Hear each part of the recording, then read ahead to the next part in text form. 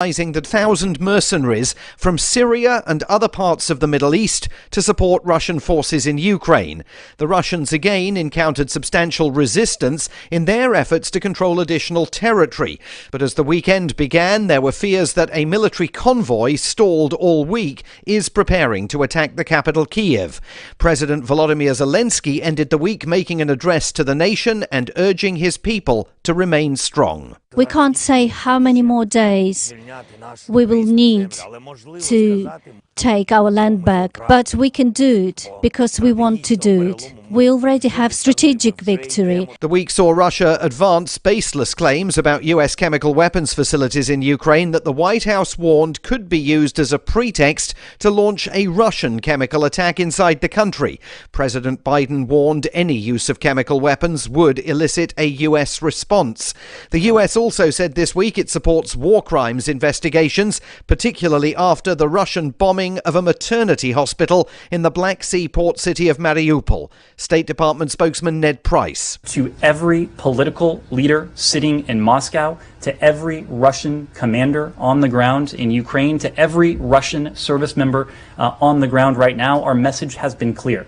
If you take part, order, or party to such war crimes, such abuses, such atrocities, we will do everything we can to hold you accountable. There was division within the Biden administration about a Polish plan to send MiG fighter jets to Ukraine.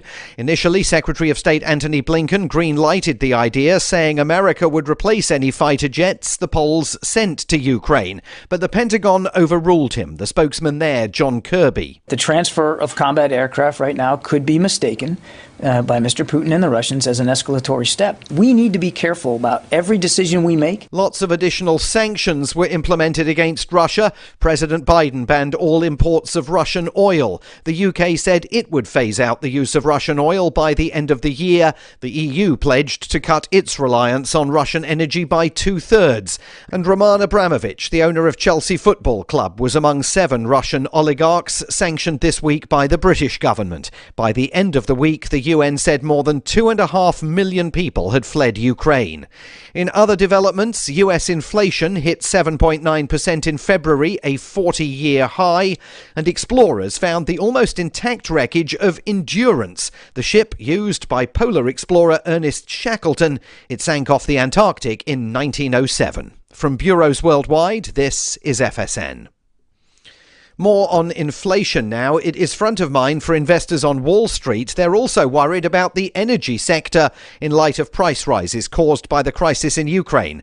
With the preview from FSN's business desk in New York, here's Will Denzelo. US stocks have been on a wild ride in recent weeks as traders continue to assess the impact Russia's invasion on Ukraine and subsequent sanctions will have on the global economy. But the Federal Reserve's two-day meeting that wraps on Wednesday will also be of keen interest on Wall Street. Traders have priced in a 100% likelihood that the Fed will begin to raise interest rates in a bid to curb inflation that's up at 40-year highs. The only question for investors is how aggressively the central bank will act. Also out this week is retail sales data. Consumer spending is the biggest driver of the US economy, so this figure is always of keen interest for traders. We learnt on Friday that the White House has held a briefing with 30 TikTok influencers about events in Ukraine.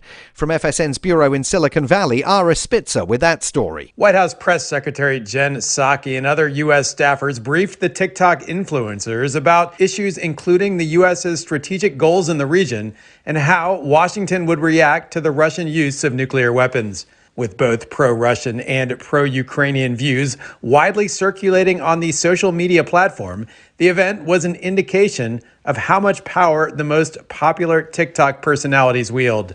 The video sharing platform, which is owned by the Chinese company ByteDance, is used by more than 1 billion people and is especially popular with younger users. Ira Spitzer, San Francisco. In the coming week, we are braced to continue covering whatever happens in the Ukraine crisis from multiple datelines around the world, here and on leading broadcast TV and radio networks everywhere. And that is the Week in Review from Feature Story News. Simon Marks reporting.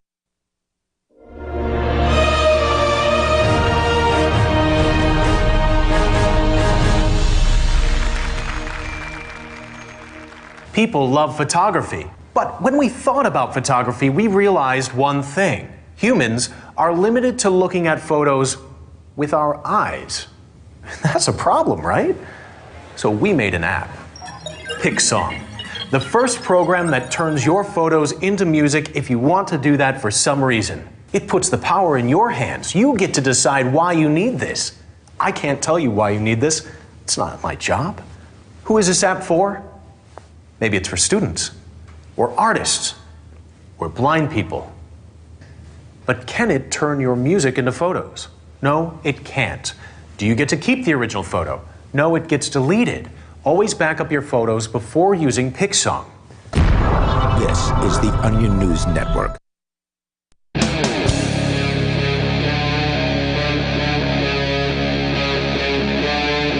Free Talk Live.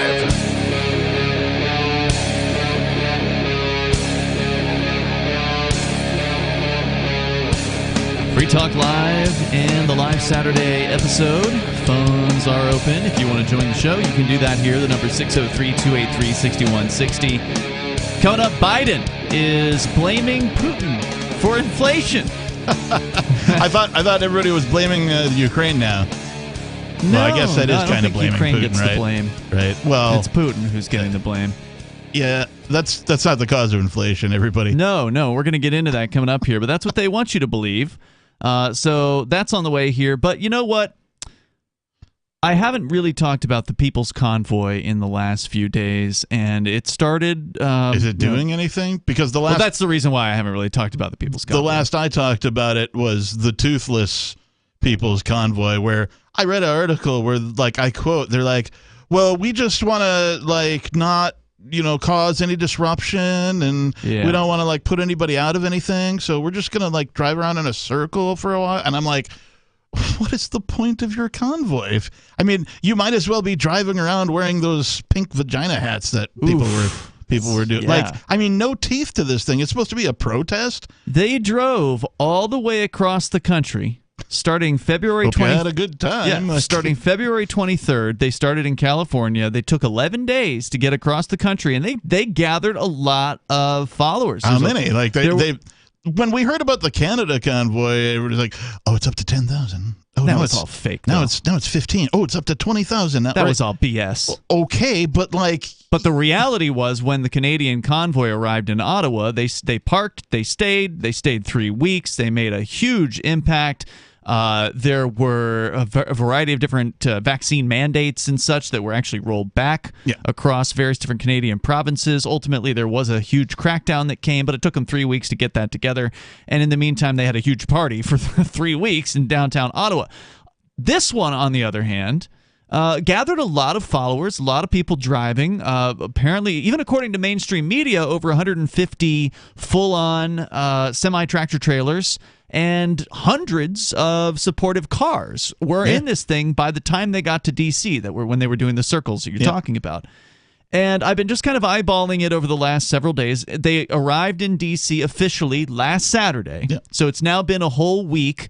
And last Saturday, the first bad sign was they were supposed to come into D.C. on Saturday. Well, they decided not to. They put it off a day. Okay, fine. They needed get some extra rest or whatever. Do it the next day. The next day, they drove around the Beltway, and this is what you were reporting on because you were on Sunday night. Yeah. They drove around the Beltway a couple times. The day after that, they drove around the Beltway a couple times. And then, one day, they took a day off due to inclement weather. And then another day... When I knew, it was already clearly pretty weak, there was some talk about some drivers who were going to break off from the group and go into D.C.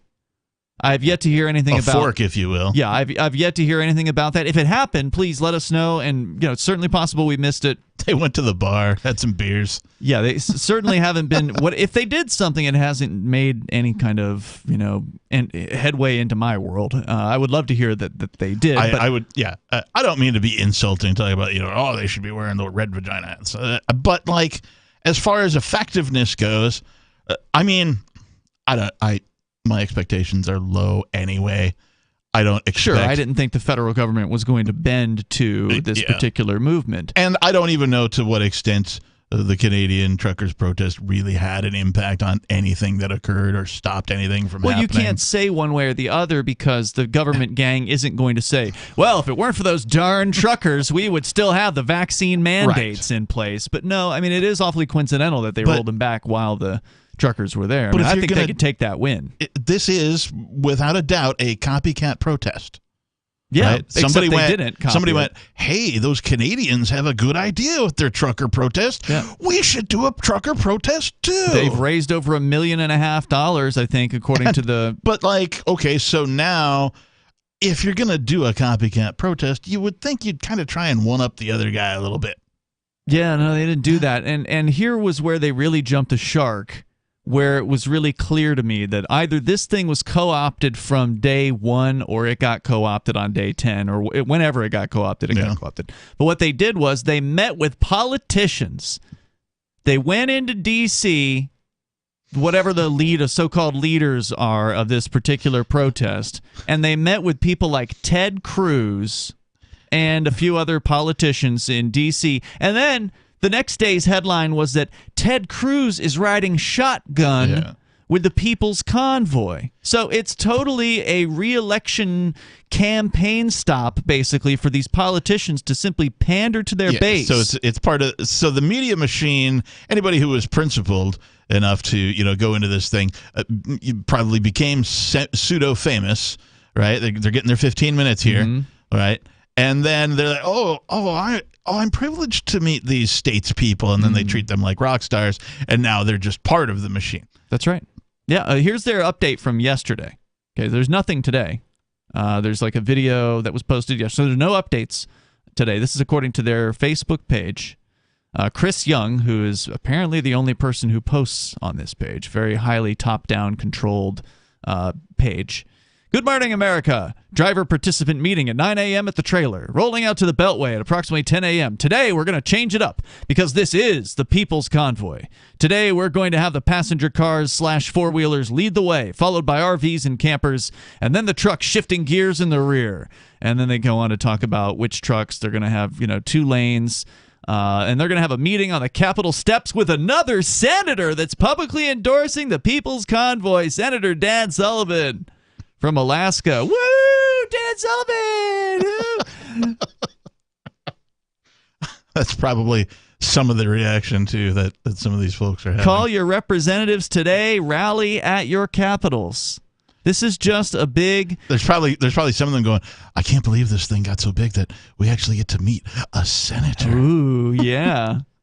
It's just so sad. I mean, at this point, I'm just going to stop checking in with it because if it hasn't done anything of note in the first week, it's not going to get better. It's the petered out convoy, not the People's Convoy, that's for sure. They're getting what they wanted. They're getting to rub elbows with politicians as though that's going to do anything whatsoever, as though that's going to somehow change anything. Did they ever say, what? Did they have a goal? We're going to go to D.C. They wanted to restore the Constitution and end the state of emergency mandates regarding some sort COVID. Of mission statement about what they were about. Okay, it's on the peoplesconvoy.org. It's very, very, very straightforward. Impossible to achieve, bringing the Constitution back. That thing's a dead letter, and people like Ted Cruz aren't going to do it. So. It's a big nothing burger at this point. I feel bad for the hundreds of people that traveled all the way for this. I feel like there was something that happened in D.C. Not too long ago, and I'm sure this person wouldn't mind if folks forgot about it. But there was a guy that we know that brought a gun and loaded it. Kokesh. That's right. I feel like that had more of an impact than the People's Convoy. It was certainly ballsier. It might have been a little bit ill-advised, but it certainly had huevos. Yeah. There's no doubt about that. Well, the illustration, though, that hey, you're in the land of the free, and you can't even go to the supposed capital and protect yourself. Now, hey, I don't want to say that I blame any of these people for not wanting to face down the federal government. I mean, that's a scary thing to do. No doubt. I don't blame anybody for, feeling like, all right, well, we're not going to do this. We thought we were going to do it, but they've got the National Guard. They've got hundreds of troops or whatever. Because they did bring some hundreds of guardsmen, and they did bring extra cops into D.C. They knew that they were coming, and they were prepared, unlike Ottawa, where I think the Ottawa government thought it wasn't real, and they didn't do anything at all. There, but the federal government took it, seriously, and so I don't blame. I don't want to make it sound like, oh, hoity-toity activist on your high horse saying these people did activism wrong. It's just it's a disappointment after seeing what happened in Canada and seeing this. I think a lot of people were stoked to see something happen, and well, I guess that's the lesson. If you want to see something happen, you're going to have to go make something happen yourself, I guess. Yeah, and let me tell you, you're not going to change anything about D.C. These movements have been co-opted, whether it be Occupy back in 2011, whether it be the Tea Party, or whether it be the People's Convoy now, co-opted by the politicians just as another campaign highlight, another campaign stop. There's more coming up. It's Free Talk Live. Are you tired of your taxes funding endless occupations around the world? Antiwar.com is run by people who understand that wars abroad become wars at home, wars on our freedoms. Antiwar.com is dedicated to bringing you the latest in news, views, interviews, and reviews from the top movers and shakers in the anti-occupation movement. Antiwar.com has it all, from thorough foreign policy analysis to interviews with whistleblowers who used to run the military-industrial complex. Anti-war, pro-free market. That's Antiwar.com. When Monster Hunter International discovers one of Isaac Newton's wardstones being auctioned off, they decide to steal it and use it to destroy the Chaos God once and for all. But a mysterious thief upends their plan, and it soon becomes a race against time as something much older and infinitely more evil awakens in the jungles of South America. Monster Hunter Bloodlines by New York Times bestselling author Larry Correia and Baen Books. Visit monsterhunternation.com for more. I'm a little obsessed with My Magic Mud. Several years ago, I met Jessica Armand, the founder and CEO of My Magic Mud, and I didn't even know my teeth were coffee stained. A week's worth of use convinced me, and now I use it every 3 or 4 days. It's clinically proven to whiten teeth, and I think it cleans better, too. My Magic Mud's available at most local health food stores, Sprouts, Natural Grocers, CVS, Walmart's Natural Beauty Aisle, but I can get it for you for 20% off with coupon code FTL20 at mymagicmud.com. FTL20 mymagicmud.com. Are you tired of governments murdering people around the world? Stop using their money. There is an alternative. Bitcoin is a stateless free market non-political currency. Bitcoin cannot be inflated or controlled by any government. By using their money, you are helping the state. Stop doing it. You have an incredible alternative available now. Learn it, use it, spread it. Get started with Bitcoin at bitcoin.com. That's bitcoin.com. Free Talk Live. Is it ever appropriate to use violence to oppose the state? I can't say I would blame somebody for wanting to meet the SS at the front door with the clubs and the guns or whatever they could to defend their family. I wouldn't blame them. Gandhi went to jail. What if he had met the English at the door with shotguns instead of going to jail? I don't want to talk about this anymore because, it's just madness. I don't need to be playing these scenarios out where what am I going to do if this happens or what am I going to do if that happens? It's not a good mindset. I'm gonna get the chainsaw out and cut a couple of trees across the driveway, and I'm gonna sit out there with a 50 cal bullet, and I'm gonna pick them off. It'll drive you crazy. Nuts. I mean, you're gonna die from high blood pressure and a lot of shiny guns. I'm a ticking time bomb waiting to go off. Coppers. Free Talk Live, 7 nights a week from 7 to 10 Eastern, live on the Liberty Radio Network at LRN.FM. Wolverine. Brrr. If you want to know the latest about Free Talk Live before we go on the air, all you need to decide is how you want it delivered. It's your choice. Visit news.freetalklive.com to receive our usually weekly news updates by email. Plus, we have a Twitter account at twitter.freetalklive.com, and you can follow us on the decentralized Mastodon platform at toot.freetalklive.com. So please follow us at toot.freetalklive.com and sign up for our emails at news.freetalklive.com. There are basically 2 types of advertising, direct response and branding. Radio's great for direct response with its low cost to listener ratio, but audio can't be beat for branding, which is a longer term endeavor. You want to be the first thing that someone thinks of when they think about your product or service. If you have a local business that you want kept top of mind in your community, call the station. If you need national reach, Free Talk Live's got around 200 radio stations, millions of monthly listening sessions, can suit all budgets, and if we don't think we're right for you, we'll tell you. Email me, mark@freetalklive.com. Got Telegram? You can follow our channel there and discuss show prep with other listeners at telegram.freetalklive.com.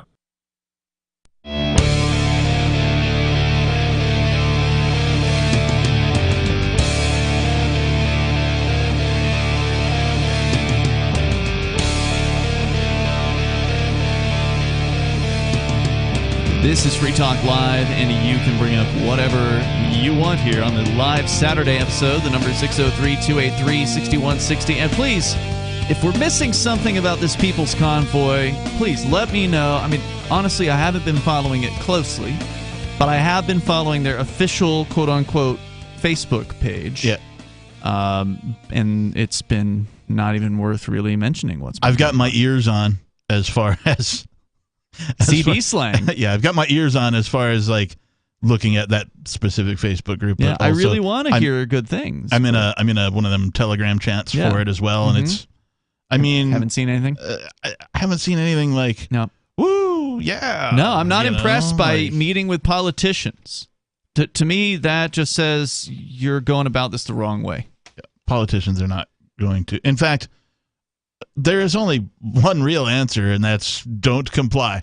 Like, everybody just needs to stop complying simultaneously to the extent that they're possible in as many ways as possible, and that's how this thing ends. That's how you would end it, yeah, for That's sure. how this thing ends. It's the only way out.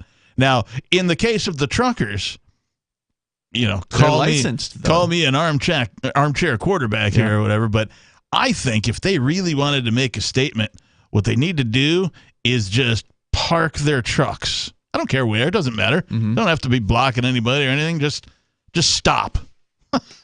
That's how you do an effective truckers. You mean stay protest. home. You mean not do I mean, trucking. just stop. Just don't deliver anything. Don't drive anything around. And see how fast crap changes. Oh, yeah, absolutely. And then there were some people that were suggesting that for Canada as well. Like, hey, if you want to avoid being arrested, if you want to avoid having the local cops or their equivalent of the FBI, the RCMP, investigating you, possibly taking away your license or whatever, bringing you up on criminal charges later, then you just don't even go to Ottawa and you just stay home as a massive protest. And then when the food stops showing up at the grocery stores, then all of a sudden, that's going to be a motivator for people. Now, and sadly, it's kind of like sanctions, right? Sanctions aren't really for the people doing the bad stuff. They're for the people who are doing the bad stuff's citizens, right? The people, they're tax cattle, if you will. It hurts the little guy, for sure. Always and every time. And the idea is like, that if you kind of anger the mob enough that they will rebel against their overlords and that will create some changes. But when has that happened? It's a little bit the opposite of that, at least according to some Mises article I read recently. But it's quite kind of the opposite, where people actually double down and like become all, oh yeah, well in my country we hate your country now and blah blah blah, and you get this like nationalism, hatred sentiment towards the people of this other piece of earth that you have really no quarrel with at all. Yeah, we're going to get into the insanity in Russia as well. The number here is 603-283-6160. And by insanity, I mean what is happening to the poor, innocent Russian people that are now victims of not just sanctions, but of U.S.-based corporations and other corporations around the world just doing whatever they want to harm the people of Russia without government order. DuckDuckGo yet? Nope, but that's definitely something we can discuss. It just popped into my head as you were riffing. Didn't they go all woke? And yeah, they went, hey, we're doing whatever we can to slow down or deprioritize Russian searches or results in your searches that are related to Russia somehow. And I'm like, that's the opposite of what DuckDuckGo's user base is like about. It's the complete opposite. How do you... Apparently they don't care about their user base and they just want to do, virtue signaling. Guess they're just making enough money that life is grand and, they're okay with just going ahead turning a blind eye to what used to be a philosophical reason for their business model. Yeah, they are doing a down-ranking of websites in their search results that are, quote, associated with Russian disinformation. But all the Western media, oh, no, that's never disinformation. Oh, no.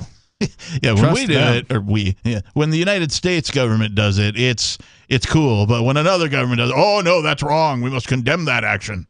Yeah, so I got a lot about the various different actions that are being taken by these corporations. We can talk about Russia and all that. But first, a little closer to home, let's talk about inflation. Because Joe Biden has been trotting out his punching bag, I guess, or the scapegoat in this case for inflation. It's now not the evil. Remember, for a while, it was the evil corporations. They were blaming, corporate profits. See, everybody's just raising their prices. It doesn't have anything to do with what we're doing, meaning the government. It doesn't have anything to do with the Federal Reserve printing out trillions of dollars. Weren't they blaming the supply chain there for a minute, too? Yeah, they blame the supply chain. They blame this corporate greed, and now they're changing their tune. Now it's all Putin, according to Biden. Inflation is Vladimir Putin. From the moment he put his over 150,000 troops on the Ukrainian border, the price of gasoline in January went up 75 cents. And Putin began to Oh, because it's only gasoline that matters, right? I really, really despise that the general public is all up in arms because the price of gas. Have you been paying attention to anything at all recently? Yeah, I mean, pretty sure prices have been going up constantly, especially so in the last couple of years, ever since the trillions of dollars started getting handed out under Donald Trump, by the way, who's conveniently avoided any blame for this inflation whatsoever when it started, the most recent bout, because it's constant, right? Like Trump, Biden, Obama, Bush, Clinton, you name it. Throughout decades, there has been this thing. Quantitative easing, if you want to look it up there, listeners. I remember that, yeah. Quantitative easing, QE. And then because quantitative easing had too many syllables for the average Joe, they had to, we'll just give it an acronym, QE. And so then it became QE2, QE3, and QE. And I was like, son of QE. What about Quiet Riot's QR3? That was a crappy album, So they're blaming now Biden. Let me continue with this clip. Troops along the border, and guess what? The world took notice. And those who work in the business know that the market anticipated. Prices went up more. And then Putin invaded. Make no mistake, inflation is largely the fault of Putin. I love it. And if you believe that one, I've got a bridge I'd like to sell you. Wouldn't that be great to hey, you know what? You know what I did today, Ian? I caused inflation. I went out into the world. Well, apparently one man can cause massive inflation, according to Kid Sniffer Poopy Pants. The definition of inflation, we always have to remind people of this because the media does not tell you the truth about this. The definition of inflation is an increase in the money supply. Yes. That's it. That's what inflation is. Yeah. When you increase the money supply, what happens? More dollars are now in the market to chase around what was purportedly the same amount of goods, although arguably there's fewer goods due to the supply chain issues, but let's just say the same amount of goods. More dollars chasing the same amount of goods means prices go up. Yes. That's what happens. Yes. And it happens every time. And it has nothing to do with Vladimir Putin. Now, certainly, international intrigue and politics and wars and conflicts and cutoffs of gasoline and Biden saying they're not going to do any business with Russia. That was his decision, by the way. We're not going to do any business with oil from Russia. Certainly, that is going to encourage that one category to go up. There's no doubt about that. But more coming up here. You can share your thoughts, and this is Free Talk Live. Hey, you are going to love the movie Victimless Crime Spree. It's hilarious, heartwarming, and carries a ton of inspiring freedom messages. Feeling down about the lack of liberty in your life? You need to put on this film with some friends and have a good laugh. It's a true story about me and my friends in New Hampshire living free, singing, dancing, and getting arrested. Of course, it's all on video, and the bad guys, the cops, judges, bailiffs, and sheriffs, they all play their part like it's out of a movie or something. You would think we scripted the whole thing, but it's real life. Go ahead and have a watch, and if it's been a while, have another look. I guarantee you'll notice things now that you didn't notice before. And the best part is that you're going to walk away feeling a renewed sense of your own power. You are the master of your destiny, and you will be free in your lifetime. Victimless crime spree. From Feature Story News in Washington, I'm Simon Marks with the Week in Review. And the second full week of Russia's invasion of Ukraine ended with President Vladimir Putin authorizing the deployment of as many as 16,000 mercenaries from Syria and other parts of the Middle East to support Russian forces in Ukraine. The Russians again encountered substantial resistance in their efforts to control additional territory. But as the weekend began, there were fears that a military convoy stalled all week is preparing to attack the capital, Kiev. President Volodymyr Zelensky ended the week making an address to the nation and urging his people to remain strong. We can't say how many more days we will need to take our land back, but we can do it because we want to do it. We already have strategic victory. The week saw Russia advance baseless claims about US chemical weapons facilities in Ukraine that the White House warned could be used as a pretext to launch a Russian chemical attack inside the country. President Biden warned any use of chemical weapons would elicit a US response. The US also said this week it supports war crimes investigations, particularly after the Russian bombing of a maternity hospital in the Black Sea port city of Mariupol. State Department spokesman Ned Price. To every political leader sitting in Moscow, to every Russian commander on the ground in Ukraine, to every Russian service member on the ground right now, our message has been clear. If you take part, order, or party to such war crimes, such abuses, such atrocities, we will do everything we can to hold you accountable. There was division within the Biden administration about a Polish plan to send MiG fighter jets to Ukraine. Initially, Secretary of State Antony Blinken green-lighted the idea, saying America would replace any fighter jets the Poles sent to Ukraine. But the Pentagon overruled him. The spokesman there, John Kirby. The transfer of combat aircraft right now could be mistaken by Mr. Putin and the Russians as an escalatory step. We need to be careful about every decision we make. Lots of additional sanctions were implemented against Russia. President Biden banned all imports of Russian oil. The UK said it would phase out the use of Russian oil by the end of the year. The EU pledged to cut its reliance on Russian energy by 2/3. And Roman Abramovich, the owner of Chelsea Football Club, was among 7 Russian oligarchs sanctioned this week by the British government. By the end of the week, the UN said more than 2.5 million people had fled Ukraine. In other developments, US inflation hit 7.9% in February, a 40-year high, and explorers found the almost intact wreckage of Endurance, the ship used by polar explorer Ernest Shackleton. It sank off the Antarctic in 1907. From bureaus worldwide, this is FSN.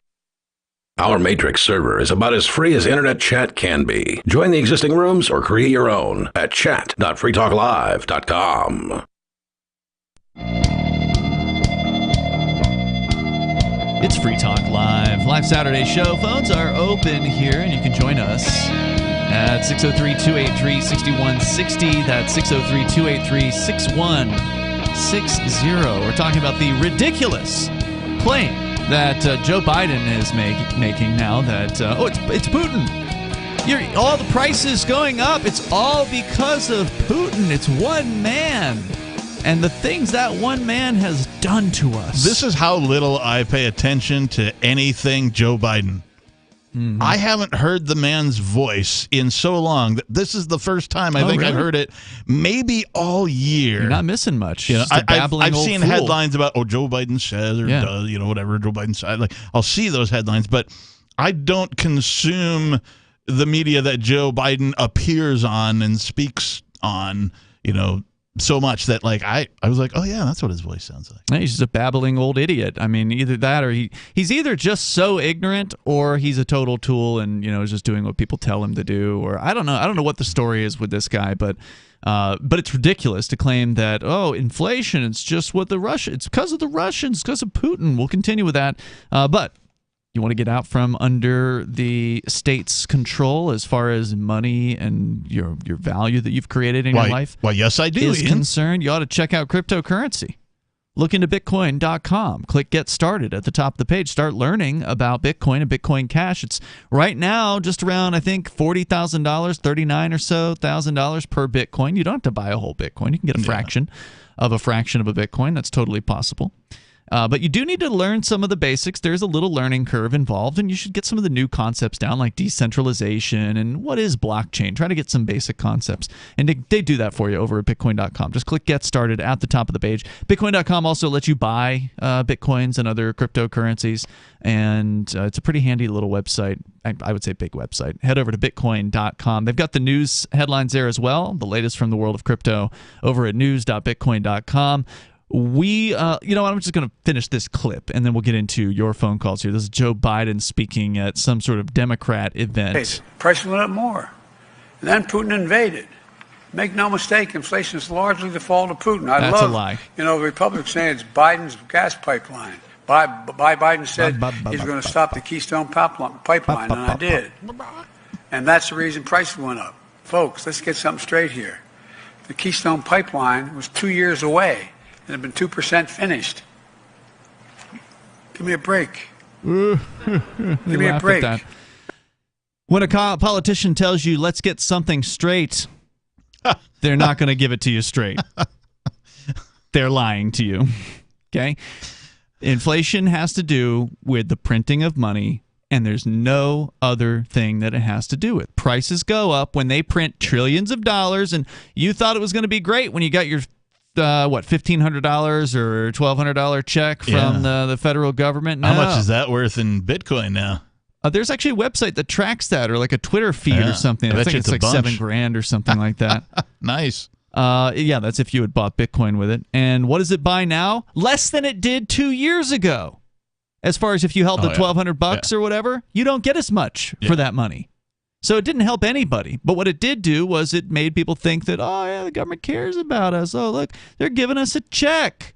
Hey, why don't we get more checks? And, of course, that's what they want people. Don't ask for that, people. They want people to want more checks. They want to put people in a very difficult financial situation. Yeah. So they will look to the state for their solution. And I think it was actually Cyprian who pointed this out, former co-host here on Free Talk Live, a.k.a. Vin Armani, that this is all a big setup to lead into the central bank digital currency, which now Joe Biden has ordered the various different government bureaucracies to investigate cryptocurrency and look at the status of digital money on into the future. So folks have been saying that about crypto.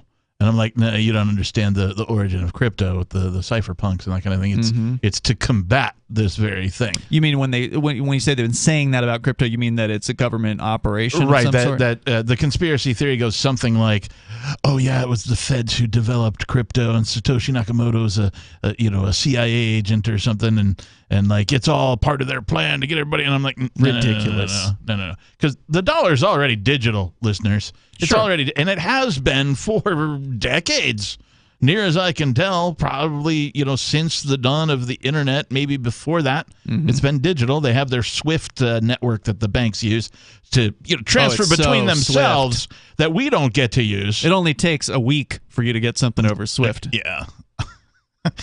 But the point is that the dollar's been digital for so long that all they have to do is just stop making cash. If that's what they wanted, they want a cashless society, well, then they need to stop making cash. The trouble is they can't do all these under-the-table maneuvers for their campaign financing unless cash exists. Because cash, believe it or not, is still the number one USD cash is still the number one currency used by criminals for criminal activities. By far. And I'm talking specifically about campaign contributions. Well, that's an interesting argument as to why they may not ever get rid of cash, Captain, because the politicians themselves would be threatened by that. Can't do dirty deals in back rooms as a politician if you don't have cash. I had not considered that. Well, it'll be interesting to see how this plays out. Because unless they do them in Bitcoin or some sort of Monero or crypto private cryptocurrency. So it'll be interesting to see how the CBDC thing, the central bank digital currency thing, pans out, because we know the bankers are against it because it takes power away from them and puts more power in the hands of the state and the Federal Reserve. But interesting point that the politicians themselves, the ones that are dirty, which is 100% of them. I mean, is there a clean politician? Would be really? against it. Let's go to Robert in South Carolina. You're on Free Talk Live, Robert. Yes, I just wanted to say one thing positive about the Soviet Union and one thing negative about the Soviet Union. The positive thing I wanted to say is that in the Soviet Union it was illegal not to work, and you had to have special permission to not work. So that everybody, if you couldn't find a job, they would find one for you. That's the way I remember it. I don't know about how you remember it, but that's what I remember. And the other thing is I wanted to say with regard to Vladimir Putin saying that we were messing up his image by saying that his people attacked the hospital where the maternity ward. I think they probably did, because from what I understand, the news report said that about 18 hospitals have been attacked, which I think means that he for sure knew that hospitals were being attacked. You can't attack 18 hospitals by accident.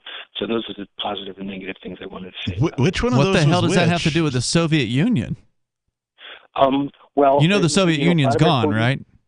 Right, but Vladimir Putin was a great proponent of the Soviet Union, and he has a terrible case of nostalgia. He always would love to have the Soviet Union back. I guess this is the same theory that Sarah from New Mexico purports on the air, and I don't think there's any evidence that Vladimir Putin supports the Soviet Union. He may have worked for the KGB in the past, but these days I think he likes all the power that he's aggregated to himself, and likes having a relatively wealthy country to rule over. And the Soviet Union, of course, was piss poor due to communism. So I don't get this theory that he's somehow a secret communist. Oh yeah, everybody knows it. It's not a secret. He'll say it anytime you ask him. He'll say that. I lived in Dresden, Germany for 17 years. He lived there for 5 years. Before I did, he lived in the Angelika Strasse, right near the secret East German secret police, right up in the Bautzener Strasse. So I know exactly where he lived, and he always comes to Dresden every time he's in Germany just to say hello and to stay at the Taschenberg Palais for a while. None of the things you just said make any. The only point. question I have here, Robert, is when Putin lived next door to you or whatever, did you guys hang out? Did you have beers or anything? Did you get to No, I avoided him because I didn't really agree with his philosophy at all. Thanks for the call tonight, Robert. I thought maybe he'd have the reaction like some of the I got to meet a statesperson. I'm famous. Putin is. We don't need to make things up about Putin to know he's a bad guy. Right. Okay, if you can find some sort of evidence saying that Putin is yearning for the glory days of the Soviet Union, I'd love to see it. I mean, it's a curiosity more so than anything else, but is he a tyrant? Yes, he is. Yep. Is Joe Biden a tyrant? Yes, he is. Yep. Is Zelensky, the president of Ukraine, a tyrant? Absolutely. Are there any good guys in this situation? No, there are not. And there's lies all over the place. I don't believe the claims about the hospital being bombed by Putin, because it could just have easily has been bombed by the Ukrainians themselves. More coming up. On Free Talk Live, we're bringing people to the ideas of liberty every day. From wrestling superstars like Glenn Jacobs. You guys really are having an impact, I believe. Like I said, a lot of where I am now is due to listening to Free Talk Live. You changed my mind on some very important issues years ago. To random people tuning in on the radio. I was kind of stuck in the left-right paradigm. I heard your show by chance on a Saturday night. From there, I went on, joined the Free State Project, and become an amplifier. So, that's really the reason why I amp, is because I know that if it wasn't for you guys being on as many stations as you are, I never would have found the ideas of liberty. You can help more people hear the message of liberty by joining Free Talk Live's AMPS program on Patreon for as little as $5 a month. And you'll get access to special perks. Visit amps.freetalklive.com, amps.freetalklive.com. Looking for a great real estate investment? Consider New Hampshire, which is ground zero for the Liberty Movement. Your first call should be to Mark Worden from Porcupine Real Estate. He's more than just a real estate agent. He's your New Hampshire concierge. Where are the best places to live? Do you want farm, city, the burbs, or forest? Do you want a duplex or multifamily building so that renters pay your mortgage? There are homes in all price ranges in New Hampshire, and Mark can help with financing too. Invest in Liberty and property. Mark Worden can help. PorcupineRealestate.com. There are lots of ways to listen to Free Talk Live. Our podcast has been around since podcasts began, and now the FTL feed is loaded with content besides our full show archives. Did you know that we make it easy for you to customize your podcast subscriptions? We have different feeds, one that includes only our full shows, one with just the Daily Digest, and our main feed that includes everything. You decide what you listen to. It's quick and easy to customize your feeds at feeds.freetalklive.com. That's feeds.freetalklive.com. The Free State Project has reached its goal of 20,000 liberty lovers who've pledged to move to New Hampshire and get active to achieve liberty in our lifetime. Perhaps you're trying to figure out what part of New Hampshire should be your destination.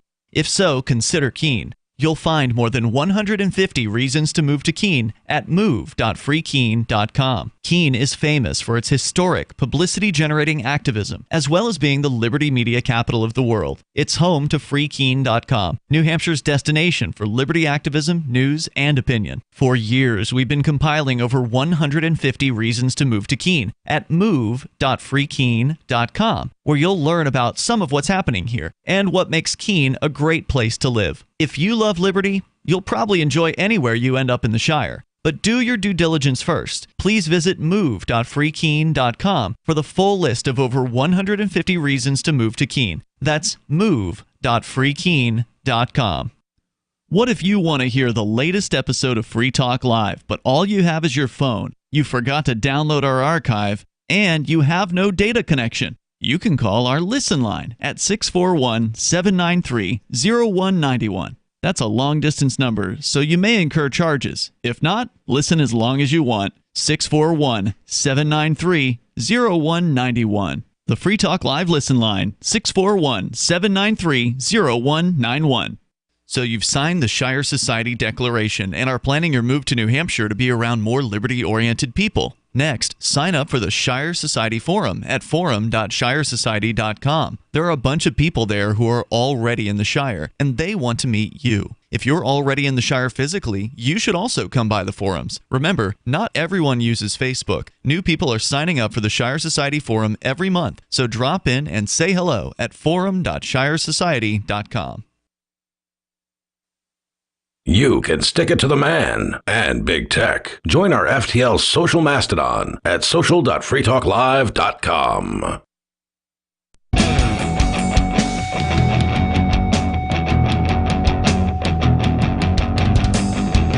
Hey, it is Free Talk Live here, and you can join the show. All you got to do is dial in at 603-283-6160. That's 603-283-6160. Joining you in the studio, it's Ian. And the Reverend Captain Kickass is here. We're going to get to your phone calls and thoughts, but don't forget you can join us online anytime you want. We have our own social media platform that we are the operators of, so there's no big tech system involved. It is Mastodon-based, which is an open source federated thing. I like it. It's self-hosted. It looks great. It operates like Twitter, but without the mega corporation. So check it out over at social.freetalklive.com. That's social.freetalklive.com as we go to your calls and thoughts. Going to Fargo, North Dakota, where JD is on the line. Go ahead, JD.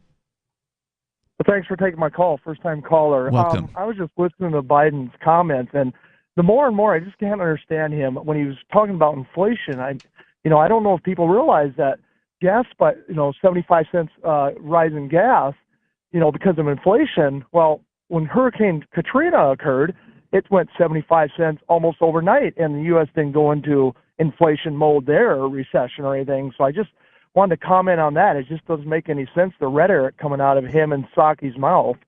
Yeah, it's amazing that anybody buys it. I mean, it's just people are just so ignorant. They want someone to blame, and I would be curious to know, how many people hear this claim that, it's Putin's fault and actually believe it? Well, I think part of it too, and I'm sure you might agree with this. If it wasn't an election year, they might just be sitting back and don't even care what people think because they don't have to worry about their power. But they have to do anything right now, and I mean anything to sway the public or opinions and to get those votes because we're looking at a possible bloodshed. So I think that's part of the reasons why this rhetoric is coming up out of nowhere. I could be wrong, but that's as good a point as any. I mean, certainly they change their tune when it comes to election year, and one thing you can count on from politicians is to say it's not my fault. We didn't do it. I'm just curious to all of our listeners and maybe the caller too, like anybody really. Has there ever been a time that you remember where a politician went, sorry guys, that was my bad? I can't think of one time ever that a politician came out and was like, hey guys, yeah, that's sorry, my bad. That was my fault. Sorry. Are you suggesting we do not have perfect accountability in government? I'm suggesting we don't have any. Never has been. Can I make one more quick point? Yeah, go ahead.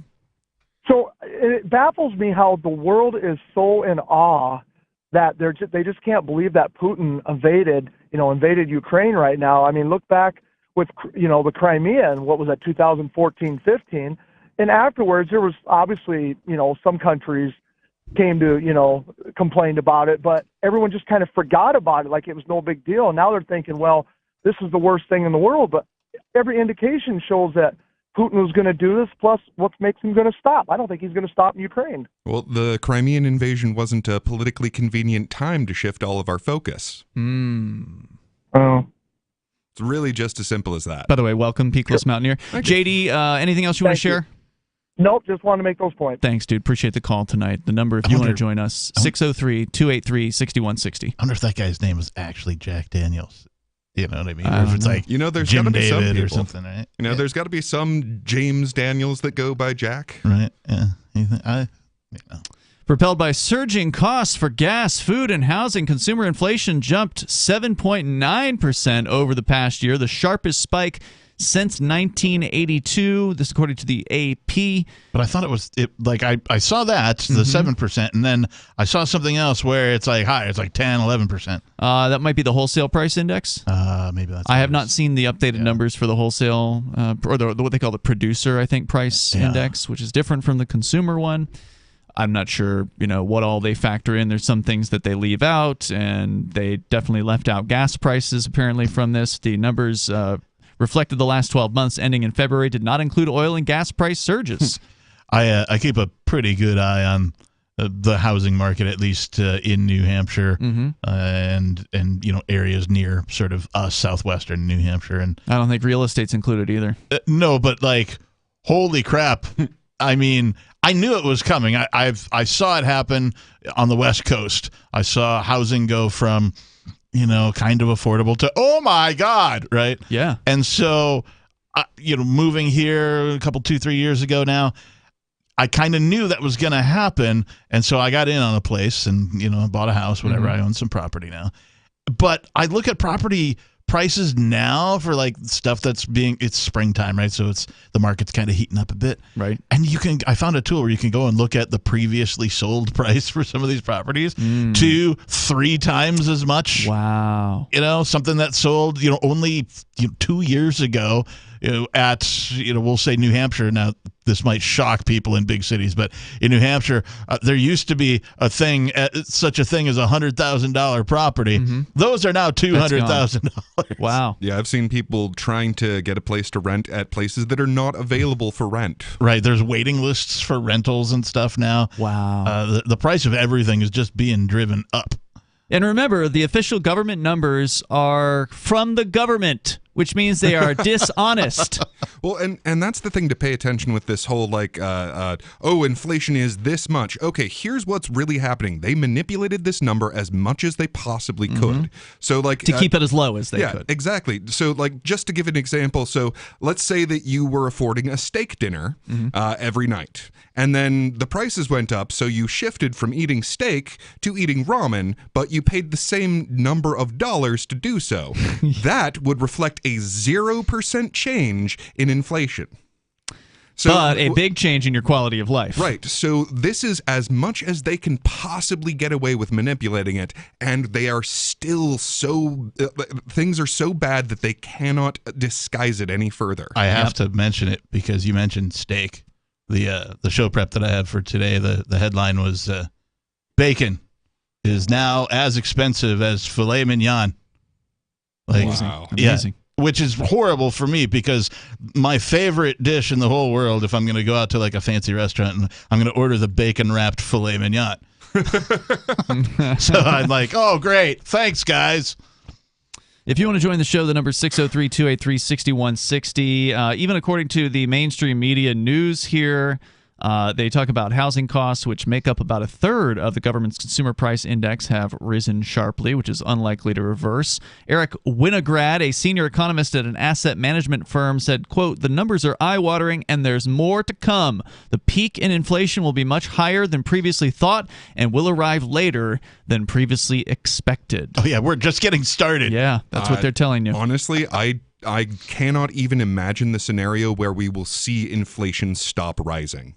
It can't. I mean, the system is designed for this. Yes. Well, and I mean, even like, you mean the rate? Yes, Okay. I mean the rate. Yeah. I mean by their weird and bizarre way of looking at it, where, well, we're trying to keep this at only a 2% theft from everyone on Earth. But no, even the rate of it overall, I can't even imagine the scenario where it stops rising. I want to point out, too, that this is not just a U.S. thing.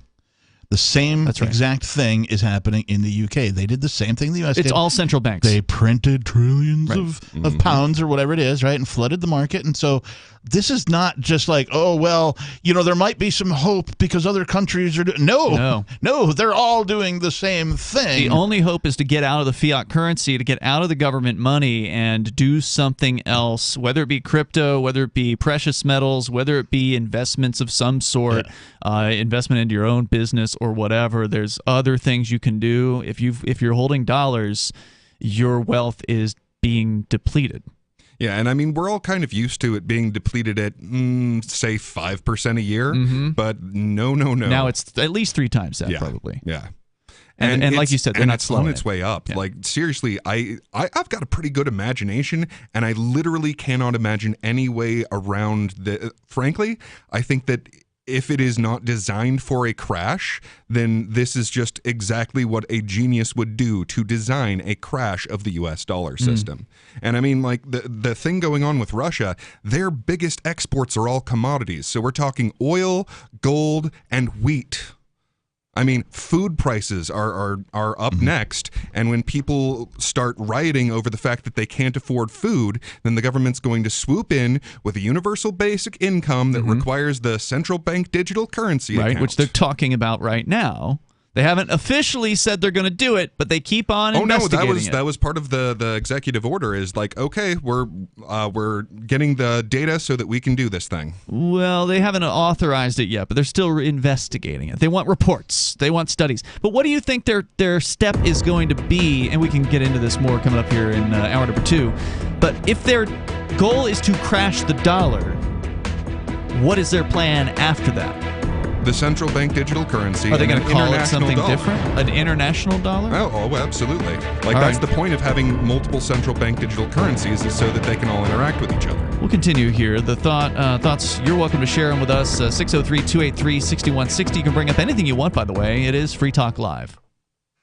Tired of cancel culture? Sick of mega tech corporations holding an axe over your head? Join the LRN.FM Matrix chat server. It's self-hosted, so no one else can tell us what to do or say. Don't like the existing channels? You can make your own. You can even connect into some of our channels from other Matrix servers. It's federated. For the full LRN.FM Matrix experience, though, you should join our server via the step-by-step instructions at chat.lrn.fm. Chat.lrn.fm.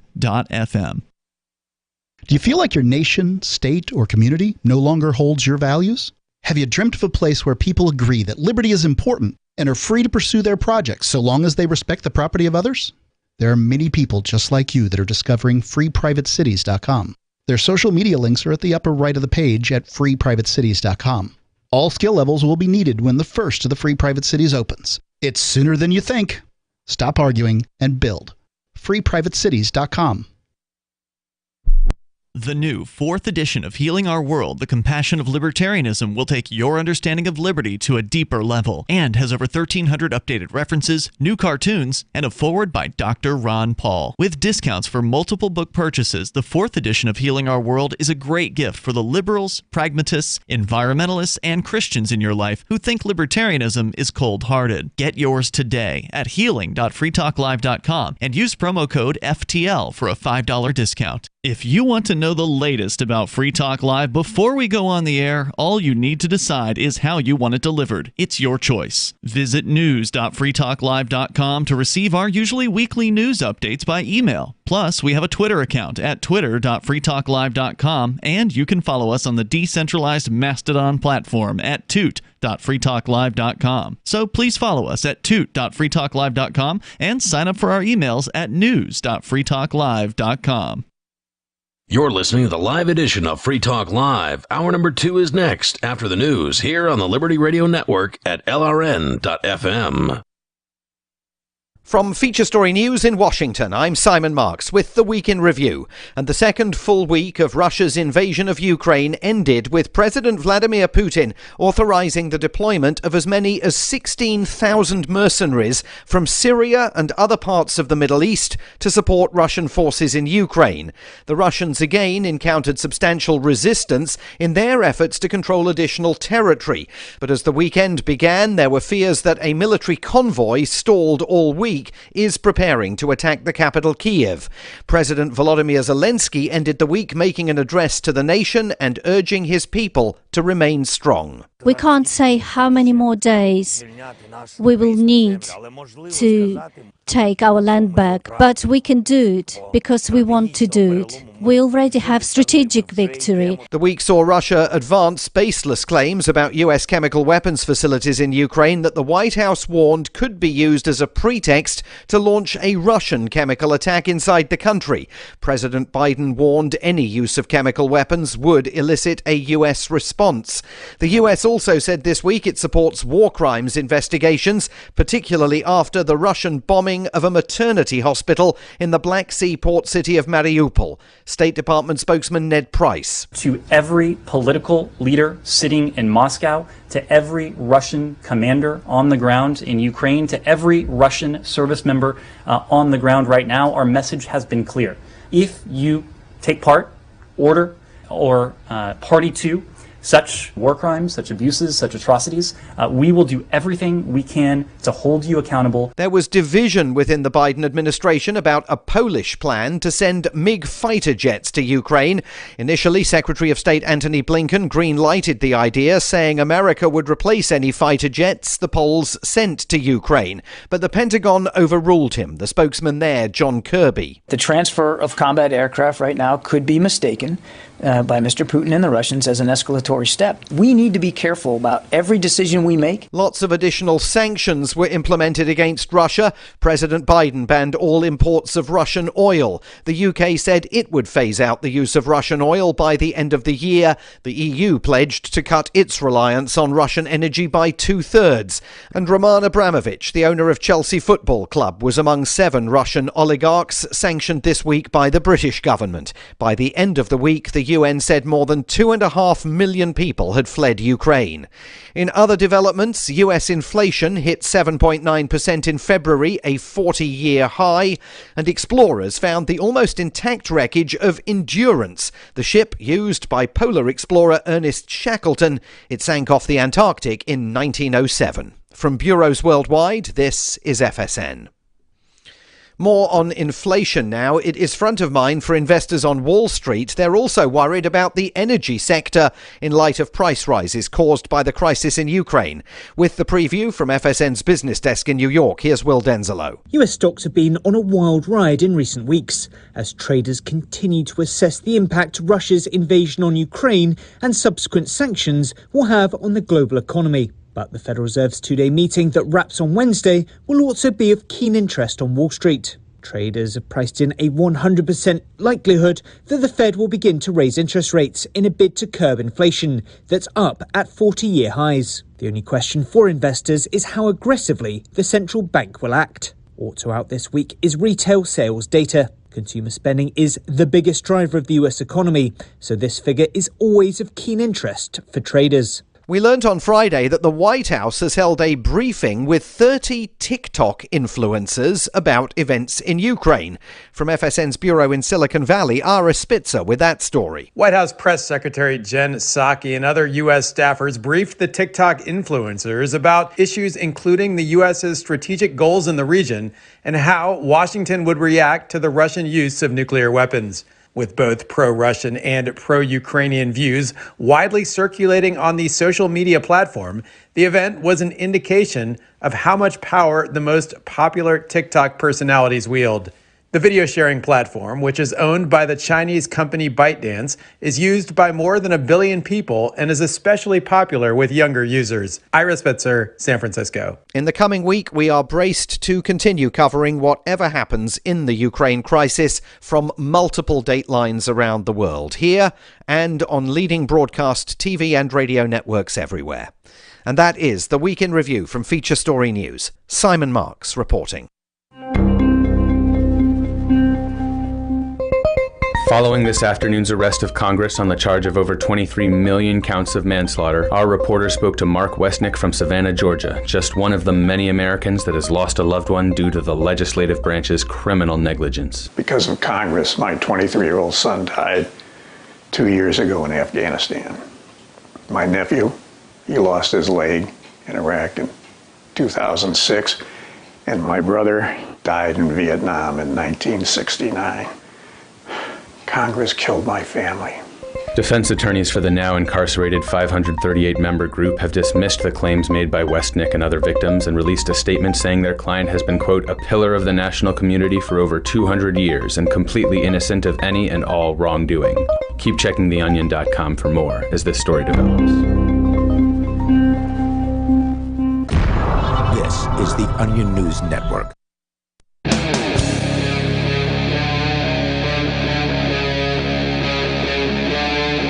Free Talk Live. It is Free Talk Live. We're kicking off the second hour of the program, and the phones are open at 603-283-6160. That's 603-283-6160. You can bring up anything that's on your mind. We're talking about the economy right now, and inflation specifically, and how Biden is blaming Putin for the inflation caused by the U.S. federal government and the Federal Reserve. Okay, that's like hitting myself in the foot with a shovel for your mortgage. What is, by the way, with you tonight, it's Ian. Beakless Mountaineer. And the captain. The AP reporting that the government's official numbers looking at inflation are now hitting 7.9% for consumer inflation in the last year, which they say is the sharpest spike since 1982. And anybody they talk to is saying it's going to get worse. So they're trying to prepare people here. Like, okay, well, we said we were going to try it like a year ago. I remember the statements were, oh, we're gonna reduce that. It's coming down. Biden will take care of things. And then it was transitory. Yeah, that was the word. Huh. Yeah. Funny how we actually figured out it wasn't transitory before the invasion of Ukraine, but it's all Russia's fault. Yeah, and then it became the corporate greed. Oh, every corporation is raising prices. I had something to mention on that. So here's the thing about corporate greed and charging prices. If a CEO is charging prices that are noticeably less than they could possibly charge for the greatest possible quantity of profit, they are breaking the law.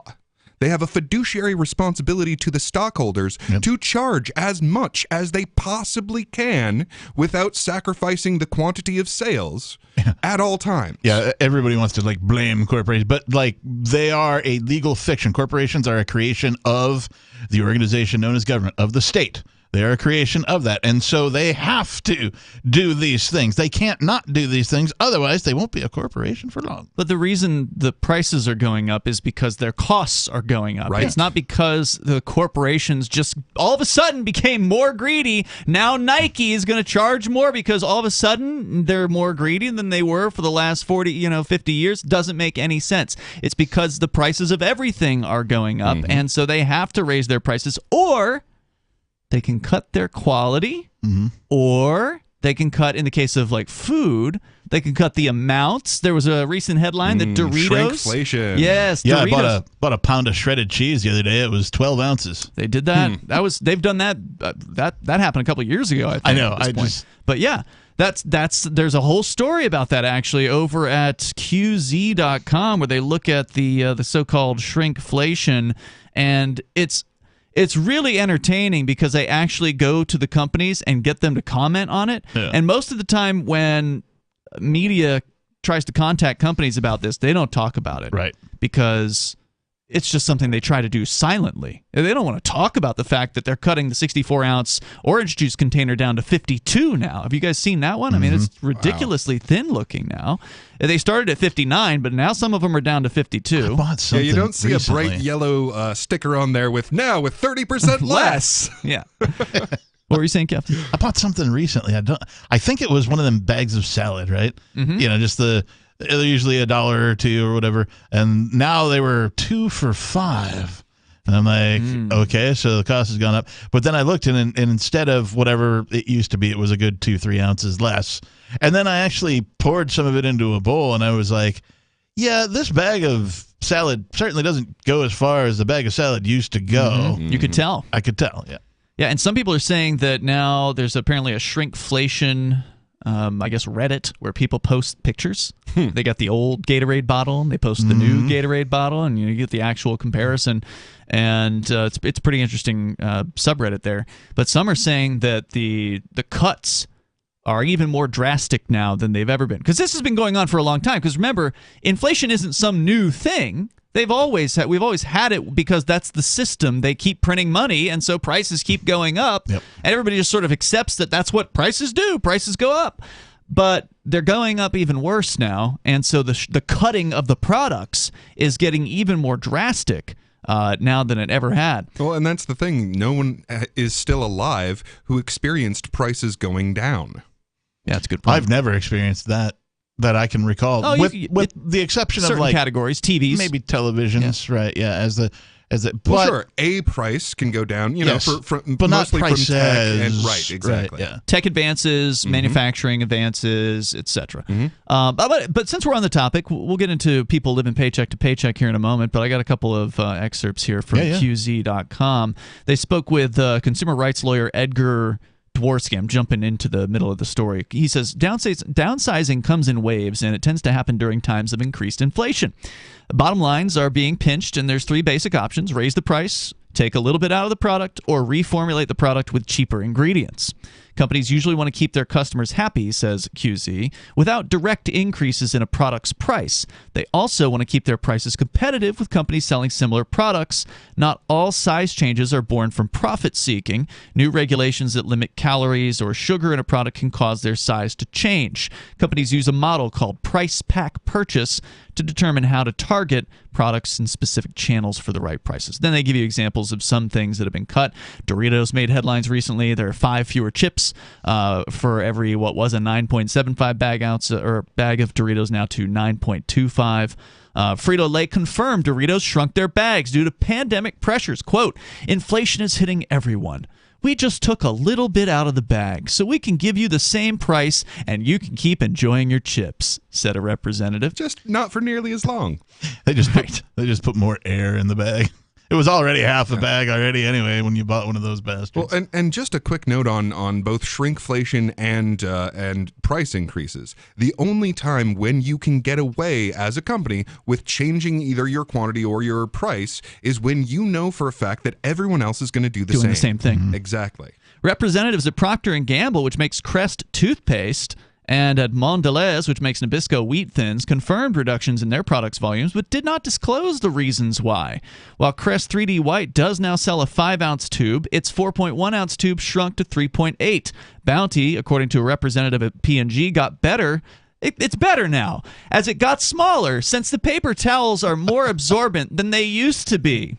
because they cut the number of sheets per roll from 165 to 147. Yeah, we were totally holding out on you with absorbency. Yeah, well, they perforate the sheets half as much as they were, and now they're perforating them the other way as well, so you can get like squares, a square out of the thing. I haven't seen that one yet. I saw that recently, and I thought to myself, but the same amount, like if you compare one roll to another roll, it's the same amount of paper. It's just that they've divided it differently now, so there's more twice options. as many sheets. Gatorade, the sports drink brand from PepsiCo, recently replaced its 32-ounce size with a 28-ounce bottle for the same price. That's a 14% price increase, the equivalent of, right? They cut it back that much. But here's their excuse. Quote, basically, we redesigned the bottle. It's more aerodynamic, and it's easier to grab, said a company representative. He said further, that was my real problem beforehand, air resistance. Right. The redesign generates a new cost, and the bottles are a little bit more expensive. This is only a matter of design. You know what's the most aerodynamic thing in the world? Absolutely nothing. Gosh, no air resistance whatsoever. I really wish I could go faster than I'm going right now. This stupid bottle is holding me back. Can't go any faster. I could if it weren't for the aerodynamics of my soft drink bottle. I mean, just ridiculous, and so brazen as to even say the bottles cost more. I mean, why anyone would believe these people? Well, hold on. That the bottle itself costs more? That's what he claimed. Oh, no, he's quite astute on that. Every time that you increase the price of oil, you increase the price of plastics. Yeah. So unless you're going to start skimping on the amount of material, which I'm guessing they've pretty much figured out as thin as they can make it without problems, unless you want to start skimming on the quantity of material, every time that they change the price of oil, you've got to change a price in plastics. That's a great point, because obviously they're using less plastic. Yeah. The amount is smaller. Fertilizer. I mean, this is something that most people don't think about, but fertilizers are made out of oil. So if you change the oil price, again, that's going to hit you one more time in the food. Thought they're made out of cow dung. No, we eat oil, basically. There's more on the way here. You can share your thoughts, whatever's on your mind. Are people living paycheck to paycheck more than ever? You better believe it. We'll get into it here. The number is 603-283-6160. You can share your thoughts with us on Free Talk Live's Live Saturday show. My name is Jacob Hornberger. I'm president of the Future of Freedom Foundation, which Congressman Ron Paul awarded for having an outstanding freedom website. Write us at fff@fff.org, and we'll send you a free 3-month subscription to our monthly journal of libertarian essays and our booklet, Economic Liberty in the Constitution, which George Mason University economics professor Walter Williams praised in a recent column.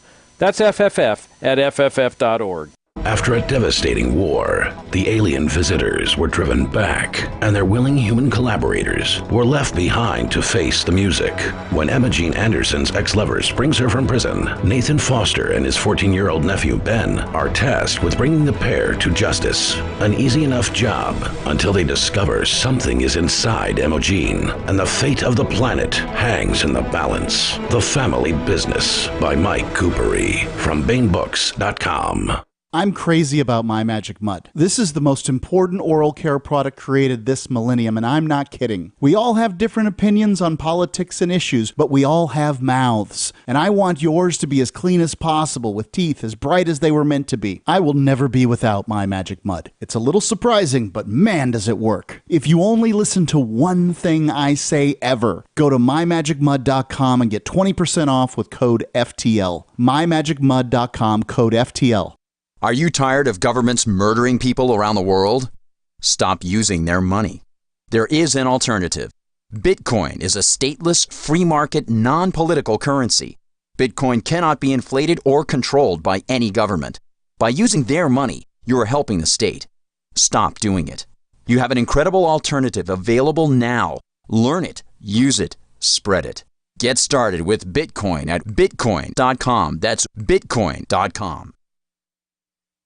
This is Michael Dean from the Freedom Fiends. I've run websites since 1996 and have used over a dozen web hosts in that time. AgristHosting.com is the only one that hasn't broken my heart. Agrist Hosting's uptime and service is stellar, and their DDoS mitigation is the best I've seen. That's important because if you tell the truth in this world, you'll ruffle feathers. And some people will try dirty tricks to silence your voice. No matter what the haters hit us with, Agorist Hosting keeps our websites online. If you have a mission-critical commercial presence or a world-changing activism site, you cannot tolerate any skullduggery. So go with agoristhosting.com. Have a WordPress or blog site, but you're not satisfied with performance or uptime? Or just want raw hosting? Want to pay with Bitcoin? Agorist Hosting specializes in high-performance hosting with personalized service. Go to agoristhosting.com and click on the button that says Get Hosted. That's agoristhosting.com. There are lots of ways to listen to Free Talk Live. Our podcast has been around since podcasts began, and now the FTL feed is loaded with content besides our full show archives. Did you know that we make it easy for you to customize your podcast subscriptions? We have different feeds, one that includes only our full shows, one with just the Daily Digest, and our main feed that includes everything. You decide what you listen to. It's quick and easy to customize your feeds at feeds.freetalklive.com. That's feeds.freetalklive.com. There are basically two types of advertising, direct response and branding. Radio's great for direct response with its low cost to listener ratio, but audio can't be beat for branding, which is a longer term endeavor. You want to be the first thing that someone thinks of when they think about your product or service. If you have a local business that you want kept top of mind in your community, call the station. If you need national reach, Free Talk Live's got around 200 radio stations, millions of monthly listening sessions, can suit all budgets, and if we don't think we're right for you, we'll tell you. Email me, mark@freetalklive.com. Don't miss a moment of Free Talk Live. Get our archives daily via our podcast at feeds.freetalklive.com.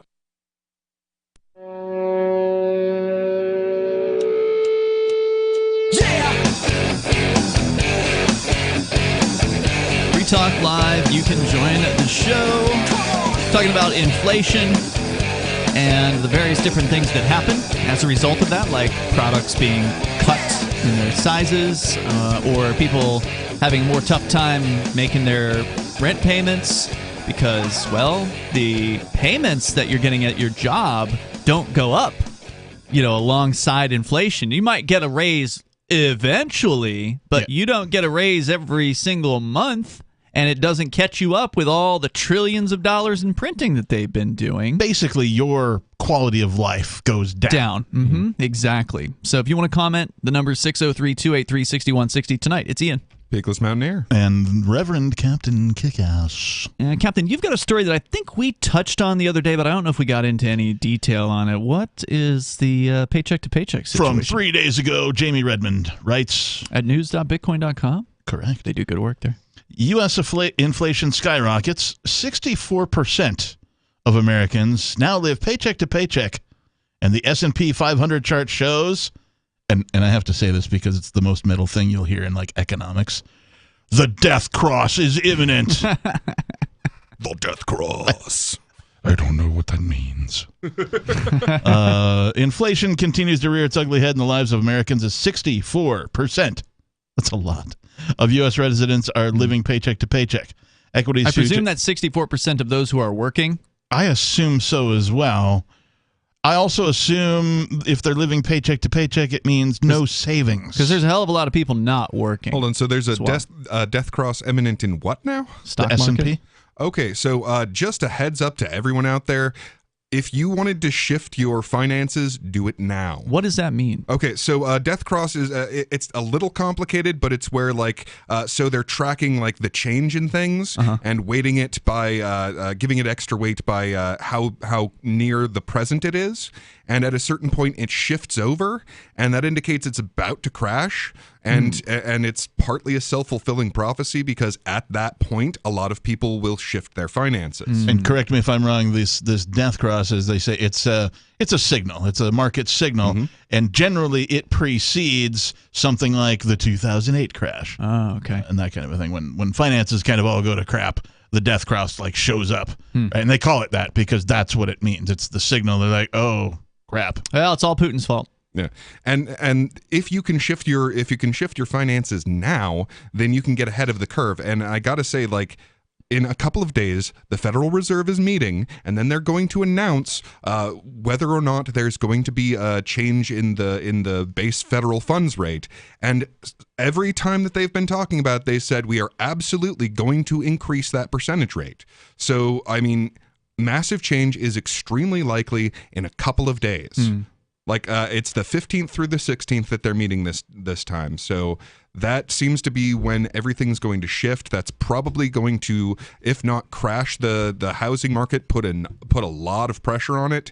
And we honestly could see a changeover that we haven't seen since like 1913 or at least Bretton Woods. Like fundamental shift in the world's economy. Well, that certainly seems to be what they want, right? They want to build something new. They want a new world order, or now they're calling the World Economic Forum, of course, the Great Reset. This is all part of that, right? Mm-hmm.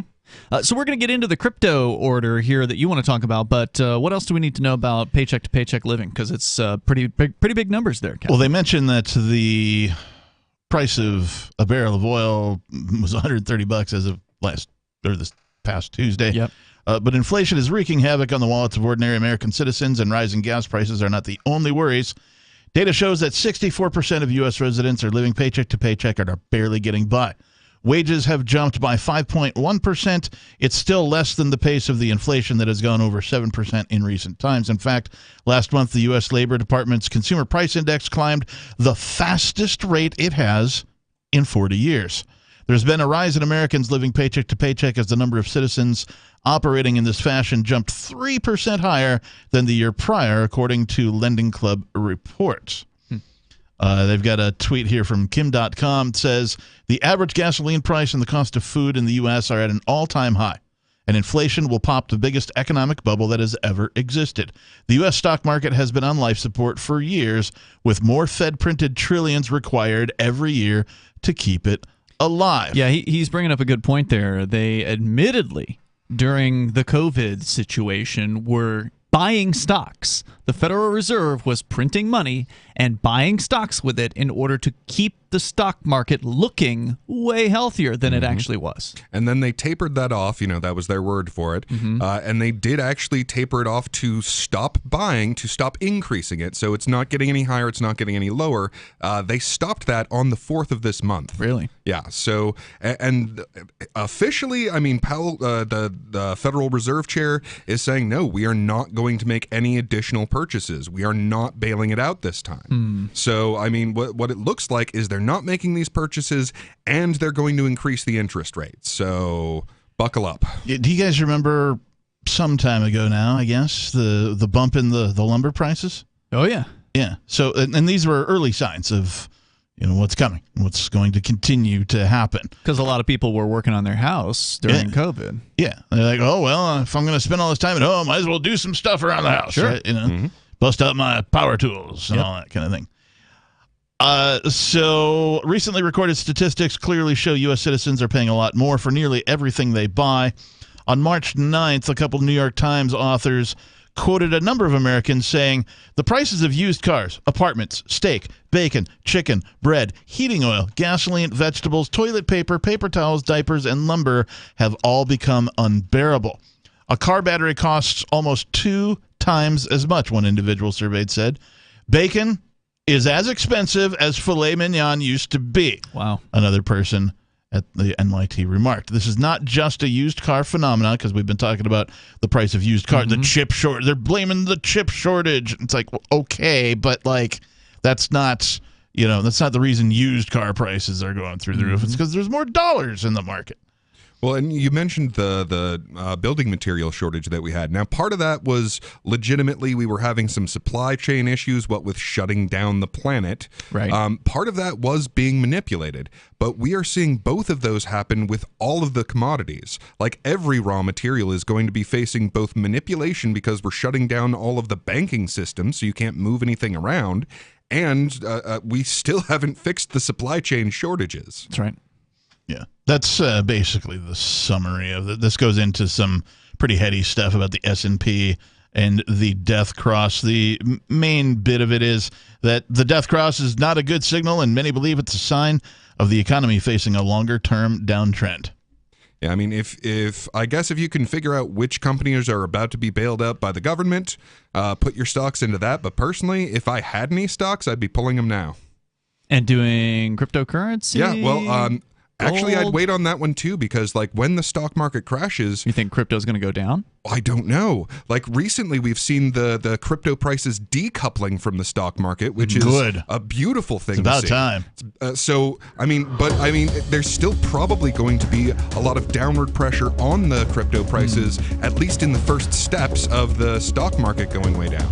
The number here is 603-283-6160. I don't think I would advise anyone stop buying crypto. I think the best suggestion, I'm not a financial advisor, but the best tactic is to buy a little bit at a time. Oh, yeah. So a little bit every week, a little bit every 2 weeks, whenever you get paid.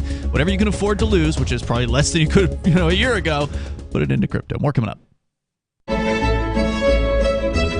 Carl Wattner, longtime proponent of a voluntary society, died last December. You may have seen his articles published on his website, voluntarist.com, in his newsletter, The Voluntarist, the Mises Institute, or elsewhere over the last 40 years. His newest book, I Must Speak Out, Volume 2, The Best of the Voluntarist, is now available via Liberty Under Attack Publications. This 430-page second volume spans the years of 2000 through 2020 and includes articles by Carl Wattner, Hans Hermann Hoppe, Carl Hess, Benjamin Tucker, George H. Smith, Lysander Spooner, Pete Eyre, Joyce Brand, and many others. I Must Speak Out is for the newly initiated, the veteran voluntarist, or anywhere in between. Buy the book now at libertyunderattack.com/voluntarist. For more great content on building a voluntary society and for Carl's extensive archives, check out voluntarist.com. From Feature Story News in Washington, I'm Simon Marks with the Week in Review. And the second full week of Russia's invasion of Ukraine ended with President Vladimir Putin authorizing the deployment of as many as 16,000 mercenaries from Syria and other parts of the Middle East to support Russian forces in Ukraine. The Russians again encountered substantial resistance in their efforts to control additional territory. But as the weekend began, there were fears that a military convoy stalled all week is preparing to attack the capital, Kiev. President Volodymyr Zelensky ended the week making an address to the nation and urging his people to remain strong. We can't say how many more days we will need to take our land back, but we can do it because we want to do it. We already have strategic victory. The week saw Russia advance baseless claims about U.S. chemical weapons facilities in Ukraine that the White House warned could be used as a pretext to launch a Russian chemical attack inside the country. President Biden warned any use of chemical weapons would elicit a U.S. response. The U.S. also said this week it supports war crimes investigations, particularly after the Russian bombing of a maternity hospital in the Black Sea port city of Mariupol. State Department spokesman Ned Price. To every political leader sitting in Moscow, to every Russian commander on the ground in Ukraine, to every Russian service member on the ground right now, our message has been clear. If you take part, order, or party to such war crimes, such abuses, such atrocities, we will do everything we can to hold you accountable. There was division within the Biden administration about a Polish plan to send MiG fighter jets to Ukraine. Initially, Secretary of State Antony Blinken green-lighted the idea, saying America would replace any fighter jets the Poles sent to Ukraine. But the Pentagon overruled him. The spokesman there, John Kirby. The transfer of combat aircraft right now could be mistaken by Mr. Putin and the Russians as an escalatory step. We need to be careful about every decision we make. Lots of additional sanctions were implemented against Russia. President Biden banned all imports of Russian oil. The UK said it would phase out the use of Russian oil by the end of the year. The EU pledged to cut its reliance on Russian energy by 2/3. And Roman Abramovich, the owner of Chelsea Football Club, was among 7 Russian oligarchs sanctioned this week by the British government. By the end of the week, the UN said more than 2.5 million people had fled Ukraine. In other developments, US inflation hit 7.9% in February, a 40-year high, and explorers found the almost intact wreckage of Endurance, the ship used by polar explorer Ernest Shackleton. It sank off the Antarctic in 1907. From bureaus worldwide, this is FSN. We're still not sure why you'd want to watch, but our video feed is streaming nightly for free at cam.freetalklive.com.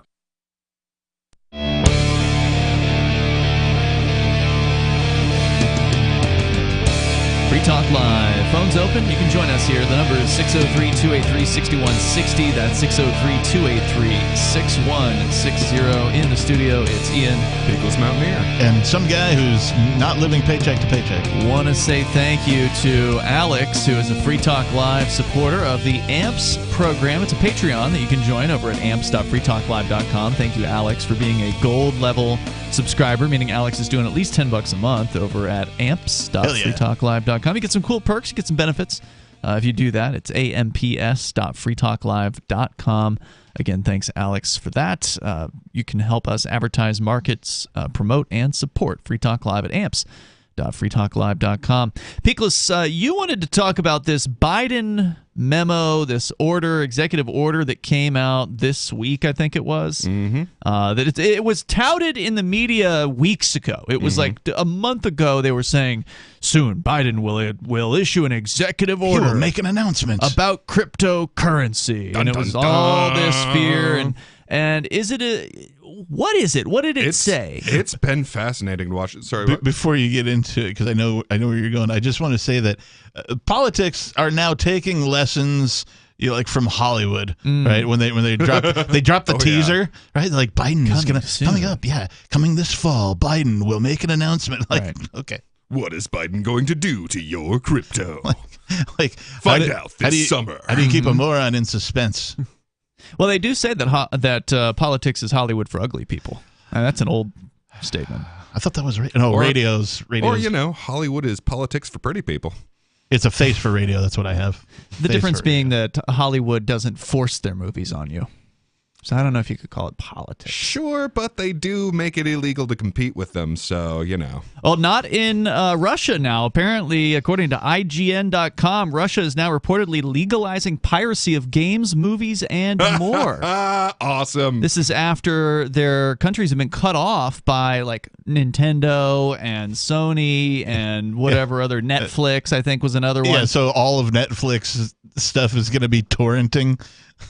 Well, take it, patent trolls. But I mean, the Russian people, instead of paying for Netflix, they're just going to get the same shows for free. Yeah, and apparently the Russian government's like, go at it.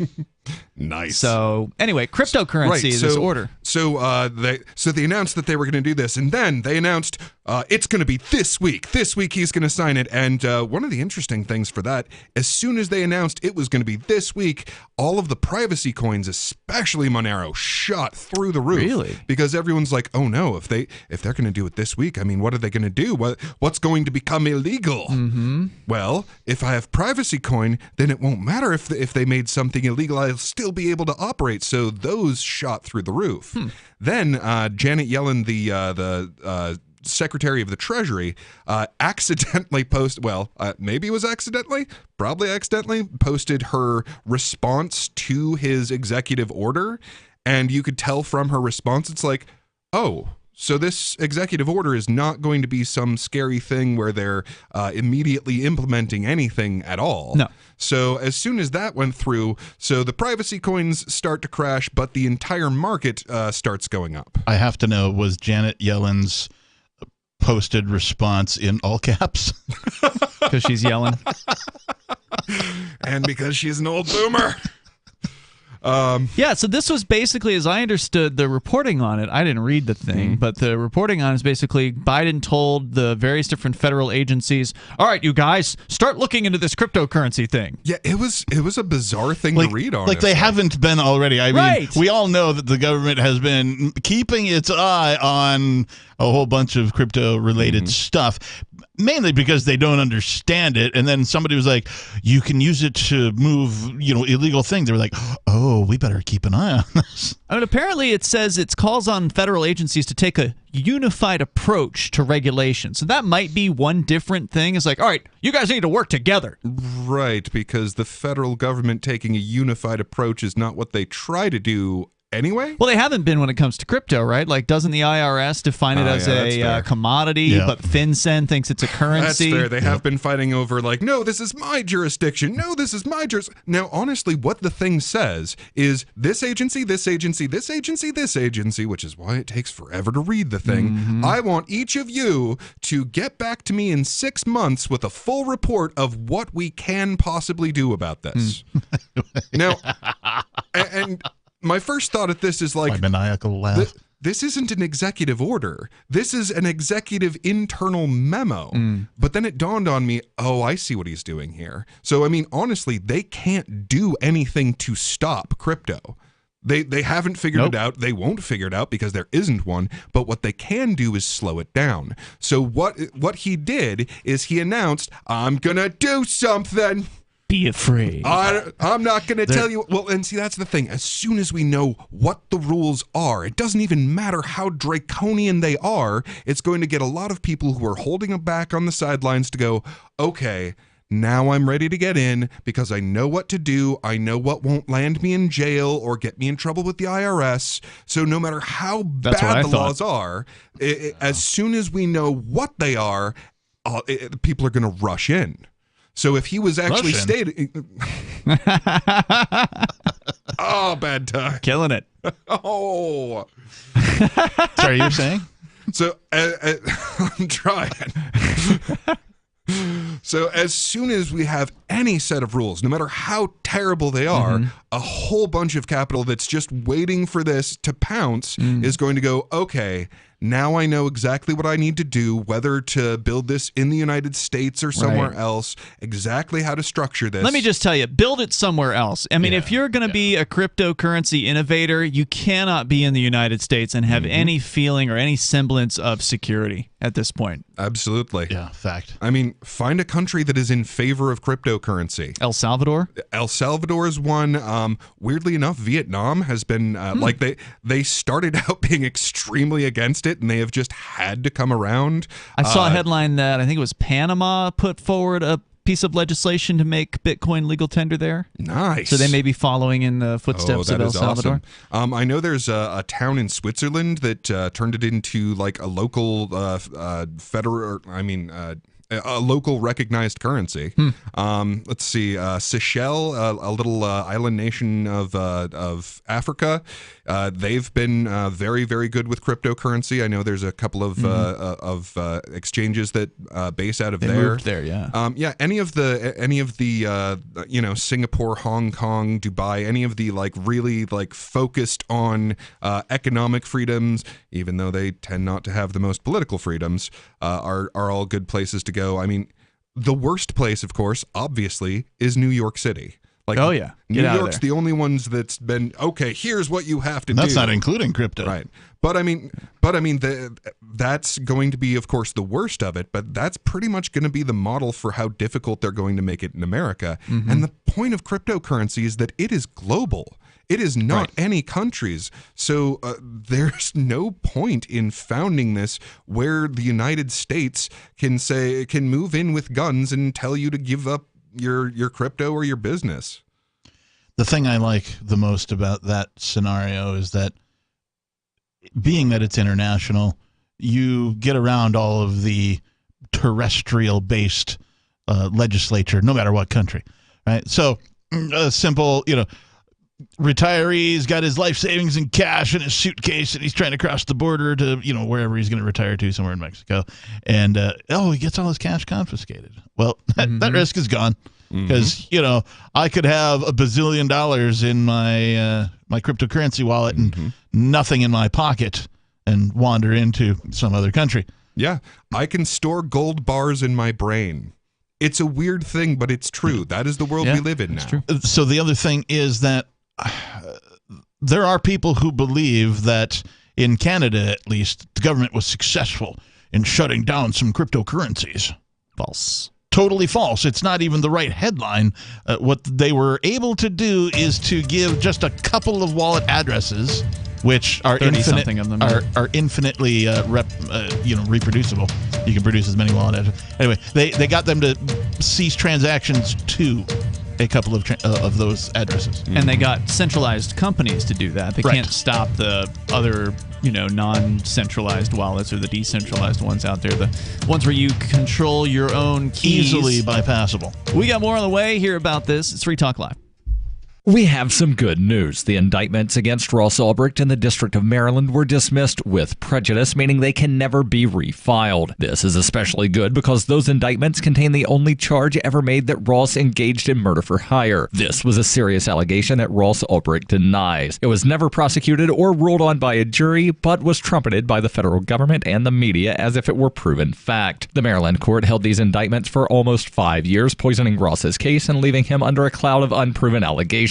As explained in Ross's appeal to the Supreme Court, the fact that the judge used these allegations to give Ross a draconian sentence of double life without parole violated his Sixth Amendment right to a jury trial. Judges are required to issue sentences based on convictions decided by a jury, not unproven allegations never even charged at trial. Although this is a positive development, the dropped indictment will not set Ross free. Now, a presidential pardon is Ross's only hope of freedom. Sign the petition at freeross.org. freeross.org. Looking for a great real estate investment? Consider New Hampshire, which is ground zero for the Liberty Movement. Your first call should be to Mark Worden from Porcupine Real Estate. He's more than just a real estate agent. He's your New Hampshire concierge. Where are the best places to live? Do you want farm, city, the burbs, or forest? Do you want a duplex or multifamily building so that renters pay your mortgage? There are homes in all price ranges in New Hampshire, and Mark can help with financing too. Invest in liberty and property. Mark Worden can help. PorcupineRealEstate.com. What if you want to hear the latest episode of Free Talk Live, but all you have is your phone, you forgot to download our archive, and you have no data connection? You can call our Listen line at 641-793-0191. That's a long-distance number, so you may incur charges. If not, listen as long as you want. 641-793-0191. The Free Talk Live Listen line, 641-793-0191. Join liberty-minded voluntarists, anarchists, and libertarians from June 27th through July 3rd for the 6th Annual Fork Fest at Rogers Campground in the beautiful White Mountains of New Hampshire. Fork Fest is a fork of the Porcupine Freedom Festival, which sold out for the first time in 2021. Fork Fest takes place the week after Porkfest, but Forkfest is decentralized, which means that there's no ticket cost and no one is in charge. All you have to do to join the fun is reserve your camping site, RV site, or motel room with Rogers Campground for June 27th through July 3rd. There's no better place to celebrate Independence Day than around other freedom-loving activists in the Shire. You can find out more at the unofficial website, forkfest.party. You can also connect with other attendees on the Forkfest Telegram and Matrix chat rooms, as well as the Forkfest Forum. You can find links to those at forkfest.party. We hope to see you there. Forkfest.party. Tired of cancel culture? Sick of mega tech corporations holding an axe over your head? Join the LRN.FM Matrix chat server. It's self-hosted, so no one else can tell us what to do or say. Don't like the existing channels? You can make your own. You can even connect into some of our channels from other Matrix servers. It's federated. For the full LRN.FM Matrix experience, though, you should join our server via the step-by-step instructions at chat.lrn.fm. Chat.lrn.fm. So you've signed the Shire Society Declaration and are planning your move to New Hampshire to be around more liberty-oriented people. Next, sign up for the Shire Society Forum at forum.shiresociety.com. There are a bunch of people there who are already in the Shire, and they want to meet you. If you're already in the Shire physically, you should also come by the forums. Remember, not everyone uses Facebook. New people are signing up for the Shire Society Forum every month, so drop in and say hello at forum.shiresociety.com. You can help spread the ideas of liberty with our Patreon for just $5 per month at amps.freetalklive.com.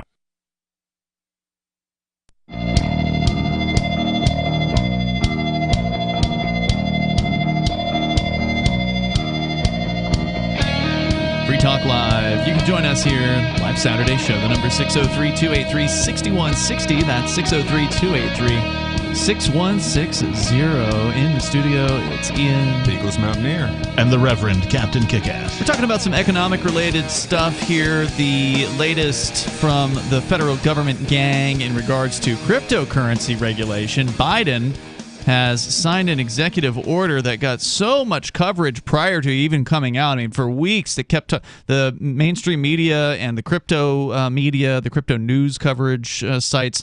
Oh, Biden's going to come out with an executive order. It's coming, everybody. Get ready.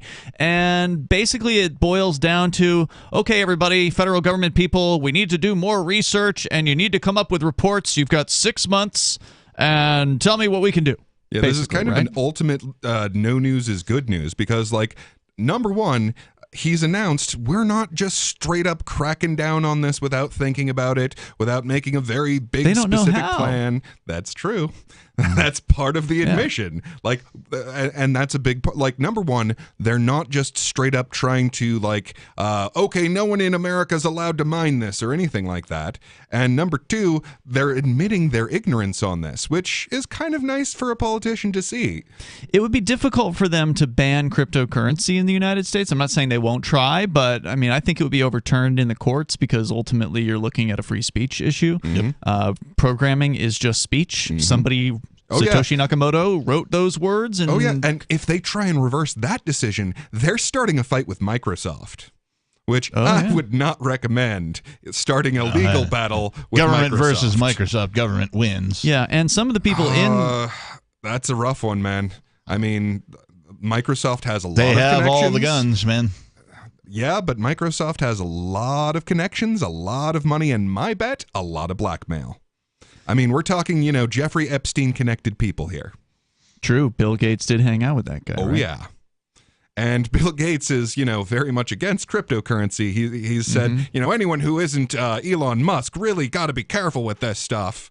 Which, from my perspective, if you need a better endorsement than Bill Gates telling you not to do it, I can't think of one. Can you imagine just like the type of company that he keeps to think that like Elon Musk is just like this tiny little player down over here, right? That he's the little at the kiddie table of finance, that kind of thing. Right? Oh yeah, oh yeah. So, and I mean, we're talking about someone who, like, honestly, if you really want to know who Bill Gates is, I suggest checking out the Corbett Report's documentary about them. It is kind of mind blowing. James Corbett deserves a medal just for longevity at doing what he's doing. He's amazing. I mean, really just spot on work in absolutely everything. I have no critique of the man. Like, he's careful not to overextend himself, and at the same time, he always speaks as much truth as he can be sure of. So at least that's my assessment of it. So according to the CNBC story about the Biden executive order, it says here under the illicit activity section, another key area of the order is focusing on rooting out illegal activity in the crypto space. The president has called for, quote, an unprecedented focus of coordinated action. And if that doesn't sound like a political, markets word salad, basically. Sounds like they're going to send more people with guns after some other innocent people. He's also urging an international collaboration on the issue. So he's basically, okay, guys, we got to figure out what we can do about cryptocurrency. Come on, let's have a huddle for 6 months, and then come back. Would that be a huddle? Ooh, they're probably not. Well, they are holding. They An are anti-huddle. They're holding a lot of crypto, as they point out here. U.S. gang seized $3.6 billion worth of Bitcoin last month. That's another really interesting thing about this executive order. It points out that like 15% of America has crypto. Really? I mean, so not bad. So just for reference, that's something like 3 times as many crypto people as vegetarians. I mean, seriously. That's astonishing. Wow, and crypto people don't go around letting everybody know about it either. Which we ought to, honestly. That was a joke. Get more people. Yeah. Well, crypto people are very evangelical. Well, some of us are. I mean, I'd say a lot extent. of the people that do crypto are not evangelical about it. Why? Because they don't want anyone to know they have it? Right. They just sort of, quietly put it away and don't want to let anyone else in on their, very effective secret because holy crap are all of the things connected to this so that making means oodles of money. That their number of 15% is probably low. Could be. It does make me wonder exactly how he came to this conclusion, but still, like, for 16% to be the official number? The government numbers have to come from the exchanges. They can't come from anywhere else. No, they could be a survey or something like that. Okay. Phone poll. But he also talked about the climate as well, mentioning the energy cost baked into digital currencies. He wants the government to study ways to make crypto innovation more, quote, responsible, unquote, reducing negative climate impacts. There was never any impact study warranted or called for when, Windows was launched, right? No. when oh my gosh, these PCs are dangerous for the environment. They use up so much electricity, right? Cell phone towers. None of this was called for. None of those things were a threat to the state. Yeah. But still. Let's see here. And then they just kind of go on and talk about proof of work and some of the details of mining. And then they get to the digital dollar, which is probably the most important part about all this. Did you get to that part in the... I kind of briefly skimmed it. So they, of course, want to explore more about the idea of a CBDC, as it is called, a central bank digital currency. Not to be confused, as many in the media have been confusing it, with an actual cryptocurrency. Which is intentional. Yes. I mean, seriously, what they want, what they have always wanted, is an uneducated populace. Correct. So right now, That's why they run the schools. Yes. And right now, the most important thing for them is for everyone to think that there is no difference between a digital currency, a blockchain, a cryptocurrency, and Bitcoin. These are all the same thing. Don't know the difference between them, so that we can come out with our panopticoin is a term that I quite appreciate. We're just going to, and they have actually released a part of the code that they're going to be using for the central bank digital currency. Yep, MIT was involved in it. Yeah, and I mean, the things that are lacking are exactly what you would want in money. There is absolutely no transparency.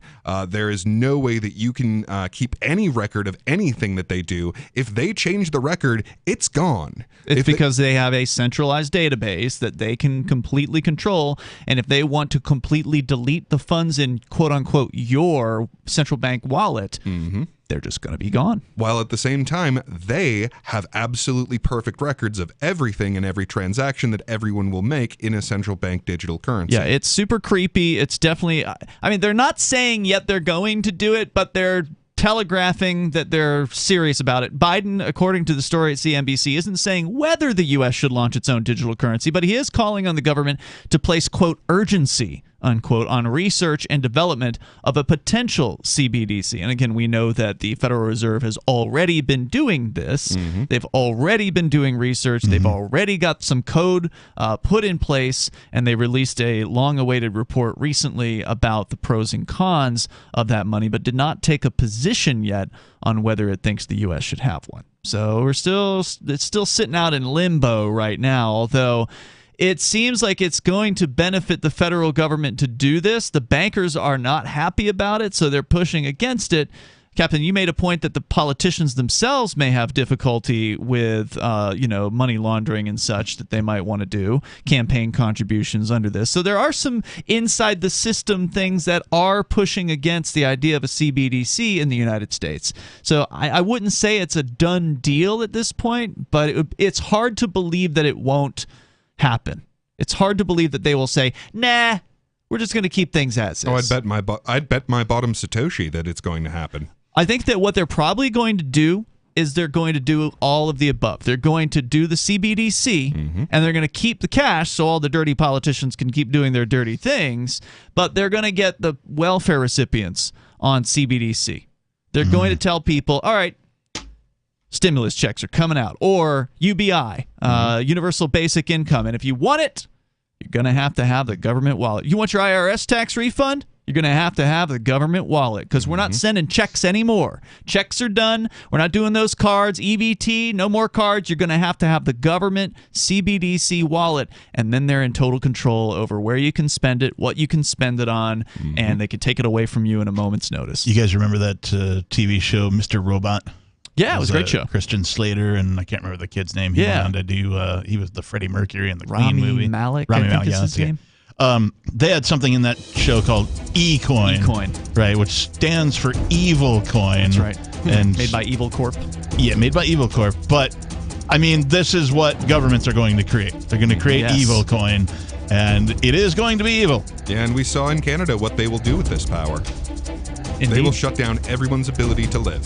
You can share your thoughts with us. The number is 603-283-6160. Hour number 3 is on the way. It's Free Talk Live. If you want to know the latest about Free Talk Live before we go on the air, all you need to decide is how you want it delivered. It's your choice. Visit news.freetalklive.com to receive our usually weekly news updates by email. Plus, we have a Twitter account at twitter.freetalklive.com, and you can follow us on the decentralized Mastodon platform at toot.freetalklive.com. So please follow us at toot.freetalklive.com and sign up for our emails at news.freetalklive.com. Do you feel like your nation, state, or community no longer holds your values? Have you dreamt of a place where people agree that liberty is important and are free to pursue their projects so long as they respect the property of others? There are many people just like you that are discovering freeprivatecities.com. Their social media links are at the upper right of the page at freeprivatecities.com. All skill levels will be needed when the first of the Free Private Cities opens. It's sooner than you think. Stop arguing and build. freeprivatecities.com.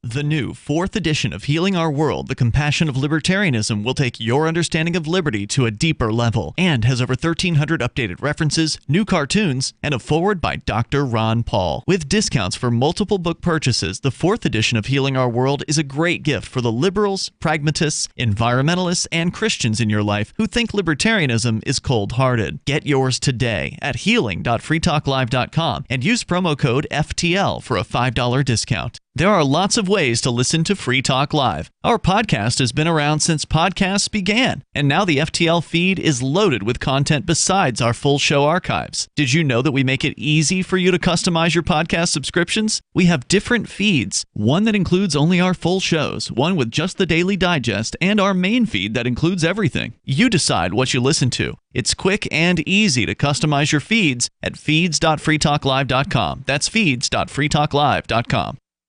You're listening to the live edition of Free Talk Live. Hour number 3 is next after the news here on the Liberty Radio Network at LRN.FM.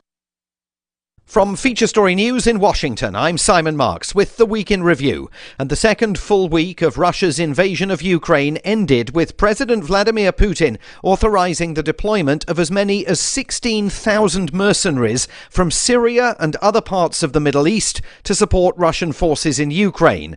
The Russians again encountered substantial resistance in their efforts to control additional territory. But as the weekend began, there were fears that a military convoy stalled all week is preparing to attack the capital, Kiev. President Volodymyr Zelensky ended the week making an address to the nation and urging his people to remain strong. We can't say how many more days we will need to take our land back, but we can do it because we want to do it. We already have strategic victory. The week saw Russia advance baseless claims about U.S. chemical weapons facilities in Ukraine that the White House warned could be used as a pretext to launch a Russian chemical attack inside the country. President Biden warned any use of chemical weapons would elicit a U.S. response. The U.S. also said this week it supports war crimes investigations, particularly after the Russian bombing of a maternity hospital in the Black Sea port city of Mariupol. State Department spokesman Ned Price. To every political leader sitting in Moscow, to every Russian commander on the ground in Ukraine, to every Russian service member on the ground right now, our message has been clear. If you take part, order, or party to such war crimes, such abuses, such atrocities, we will do everything we can to hold you accountable. There was division within the Biden administration about a Polish plan to send MiG fighter jets to Ukraine. Initially, Secretary of State Antony Blinken green-lighted the idea, saying America would replace any fighter jets the Poles sent to Ukraine. But the Pentagon overruled him. The spokesman there, John Kirby. The transfer of combat aircraft right now could be mistaken by Mr. Putin and the Russians as an escalatory step. We need to be careful about every decision we make. Lots of additional sanctions were implemented against Russia. President Biden banned all imports of Russian oil. The UK said it would phase out the use of Russian oil by the end of the year. The EU pledged to cut its reliance on Russian energy by 2/3. And Roman Abramovich, the owner of Chelsea Football Club, was among 7 Russian oligarchs sanctioned this week by the British government. By the end of the week, the UN said more than 2.5 million people had fled Ukraine. In other developments, US inflation hit 7.9% in February, a 40-year high, and explorers found the almost intact wreckage of Endurance, the ship used by polar explorer Ernest Shackleton. It sank off the Antarctic in 1907. From bureaus worldwide, this is FSN. More on inflation now. It is front of mind for investors on Wall Street. They're also worried about the energy sector in light of price rises caused by the crisis in Ukraine.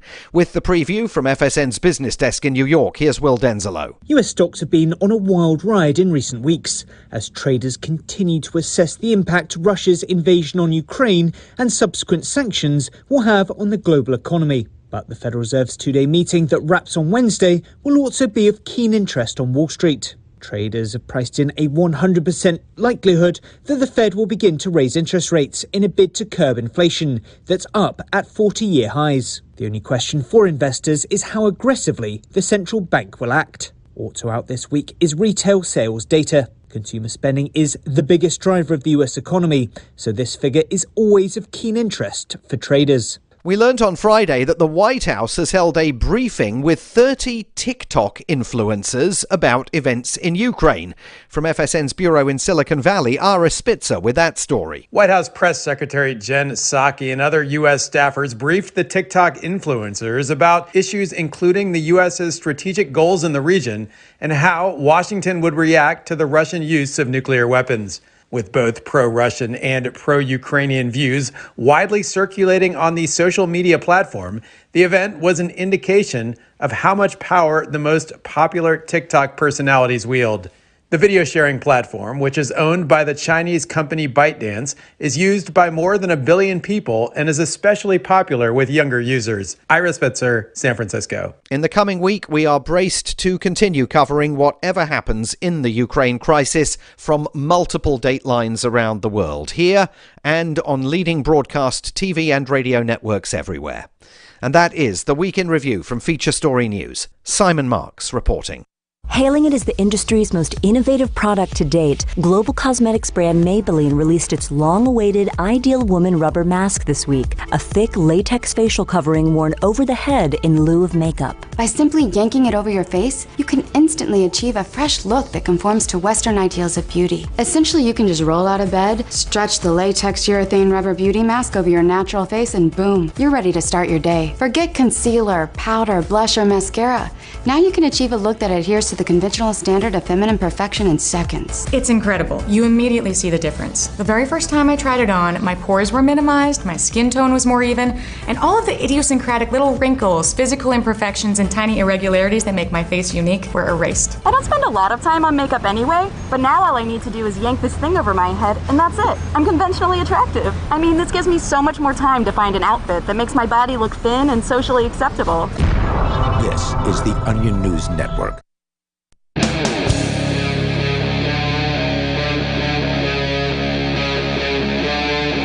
Free Talk Live. It's Free Talk Live. The phones are open here, and you can bring up anything you want. The number is 603-283-6160. That's 603-283-6160. Whether you want to talk about the economy, cryptocurrency, regulations on it that are yet to be proposed, but they're doing more research for the next 6 months at the federal level, according to the recent Biden administration memo. We touched on that. Of course, you can bring up anything at 603-283-6160 here tonight. Ian? Peakless Mountaineer. And I'm Ron Burgundy? Let's go back. Who put a question mark on that? Who put a question mark on the teleprompter? Back to the phones here. We've got Mehdi calling us from Canada. Mehdi, you're on Free Talk Live. Hey, how's it going, guys? Yo. It's good. What's up? Hey. So I have a question of if this strategy for getting that bill to get it passed or not. So that bill or law, whatever it is, that has the ability for the people of New Hampshire to choose their future, like if they want to secede or not. Not that it is a secession bill, but that the people can choose in the future if they do want to. Right. The bill that sadly was shot down 2 days ago, 323 to 13. But yes, that bill. Proof that this is an involuntary relationship. Yeah. Yeah. So that's 323. So the assumption would be that these government people that voted, I don't know if they're Congress people or whatever they The were. state that representatives, they're as they're called here. So sort of the equivalent of your members of parliament at a state level. MPPs. Yeah. Okay, got it. Yeah.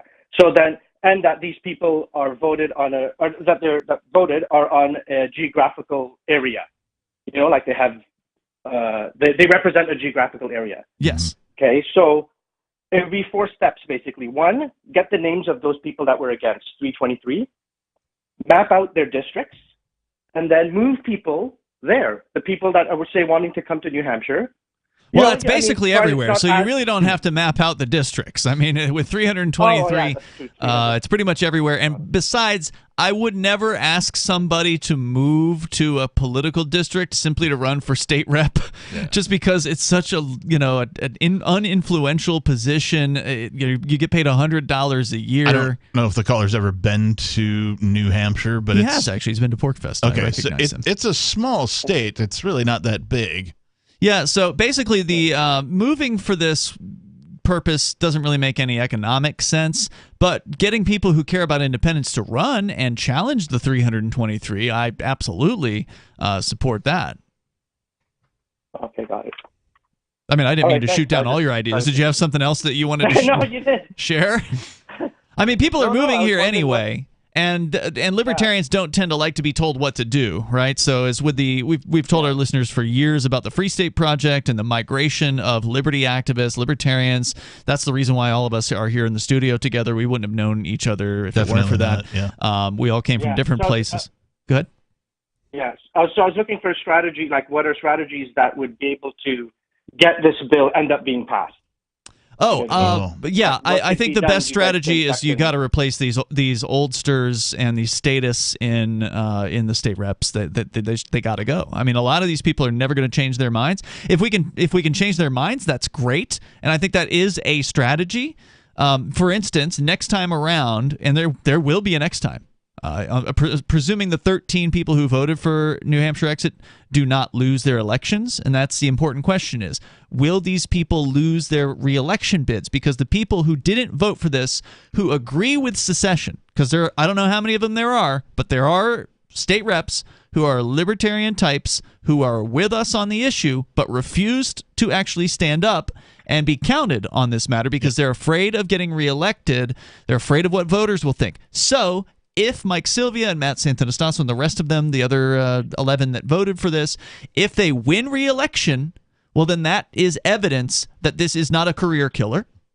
On the other hand, if they lose re-election, then they've got a point, right? Okay, this isn't popular. This isn't happening. We should give up on this idea for now, or just keep talking to people or whatever. And I say we should run people like.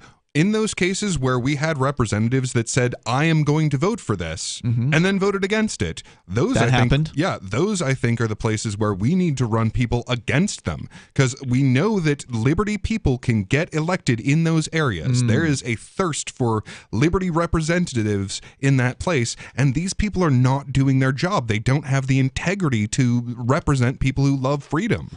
Okay, so I'm going to play devil's advocate on this because I have the same viewpoint as you. I think that these people should be primaried, the people who supposedly are liberty reps but didn't stand on this one.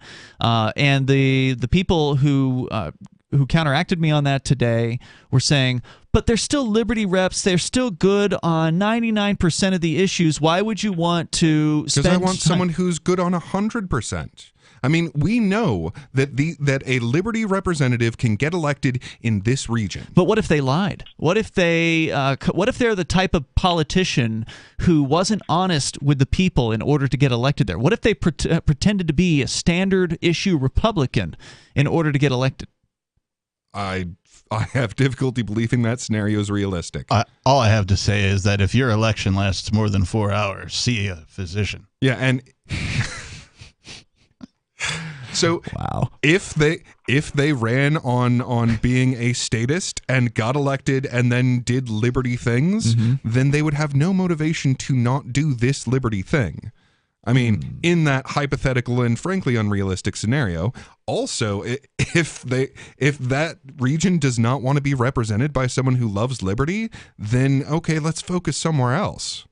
Thank you, Mehdi, for the call tonight. I appreciate hearing from you. The number is 603-283-6160. Because when I called for these people to be primaried, I understand that, first of all, the independence movement is pretty small. It's still pretty new.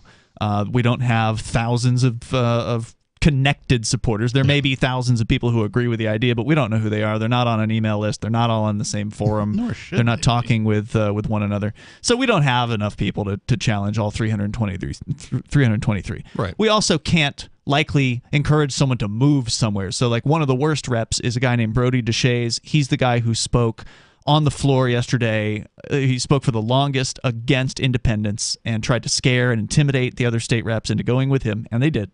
Largely. That guy definitely needs to get primaried. But if we can't find somebody that lives in his town, he's not going to be primaried, right? But when I said that people, the Liberty reps should be primaried who didn't vote for this, the response was like, oh, well, we should focus our efforts on the worst people. We shouldn't be focusing on the guys that are with us on 99% of the... And my point back was, it costs $2 to run for state rep if you run as a Republican or a Democrat. You don't have to spend a lot of focus to just throw your name into the ring as a primary challenger to these people, and at least then they would have to put up some sort of a fight. And I'm not saying that you shouldn't try to run Liberty representatives elsewhere, but I'm saying that this is how accountability works. And if that Liberty representative that turned their back on us on the most important thing, gets primaried and wins, they know that next time something like this comes up, they can risk their position by betraying us again, or they can assure their position by doing what they said they were going to do. Yeah, I'm completely with you on this. I wish there were more, like, even among the people who believe in independence, a lot of them are afraid to rock the boat. Like, oh, well, we don't want to upset the Liberty reps. We don't want them to... The boat is rocking. Look around. The system corrupts everybody who gets in it. So it is a tough ask to say to anybody who gets into politics to be principled, right?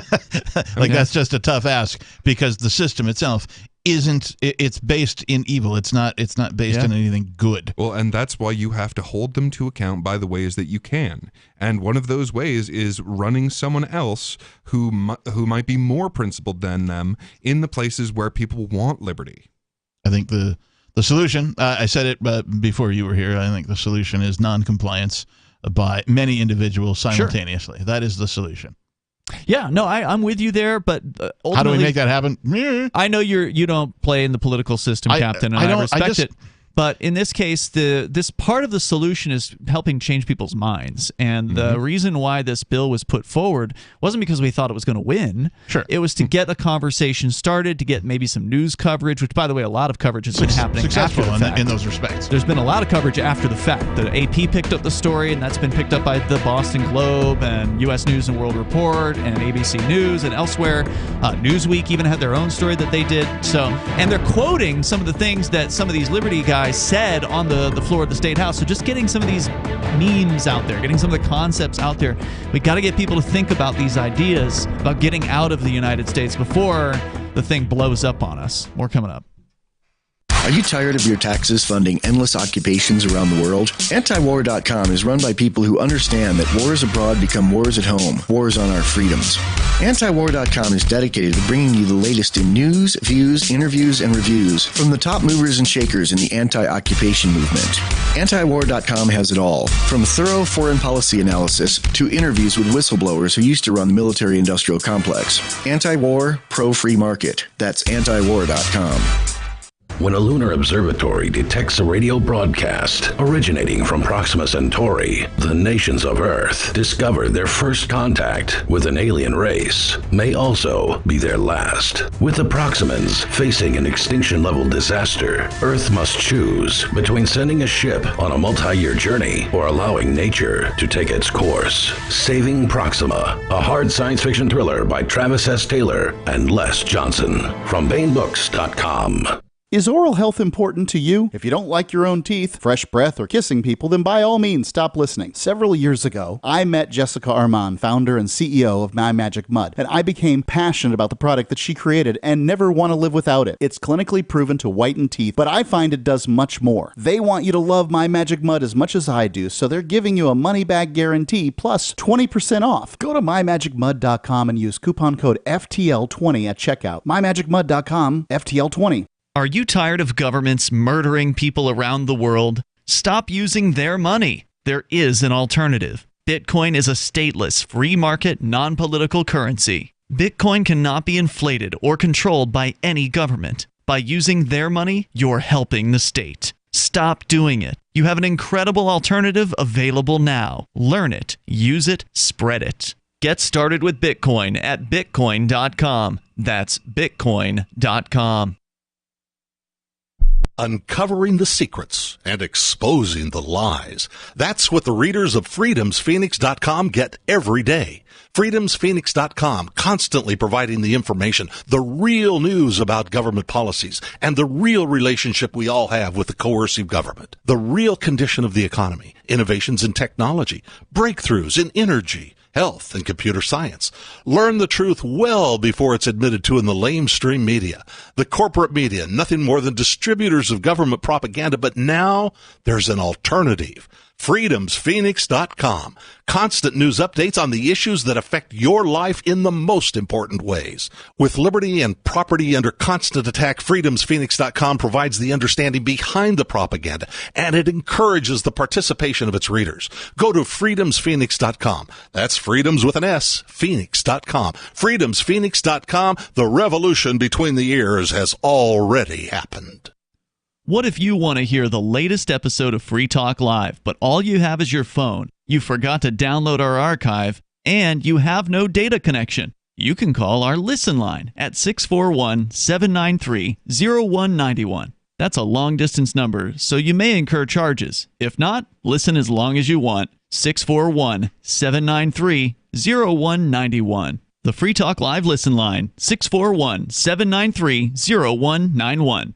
There are basically two types of advertising, direct response and branding. Radio's great for direct response with its low cost to listener ratio, but audio can't be beat for branding, which is a longer term endeavor. You want to be the first thing that someone thinks of when they think about your product or service. If you have a local business that you want kept top of mind in your community, call the station. If you need national reach, Free Talk Live's got around 200 radio stations, millions of monthly listening sessions, can suit all budgets, and if we don't think we're right for you, we'll tell you. Email me, mark@freetalklive.com.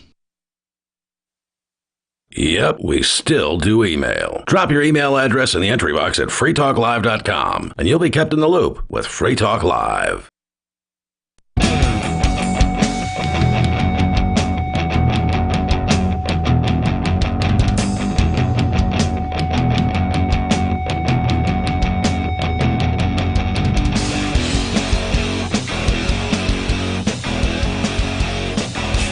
Free Talk Live. Phones are open. You can join us here at 603-283-6160. That's 603-283-6160. We're going to go back to your calls and thoughts. But I do want to tell you about ForkFest, which is coming up in less than 4 months. Coming up on like 3.5 months at this point. Hell yeah. I've got my free ticket.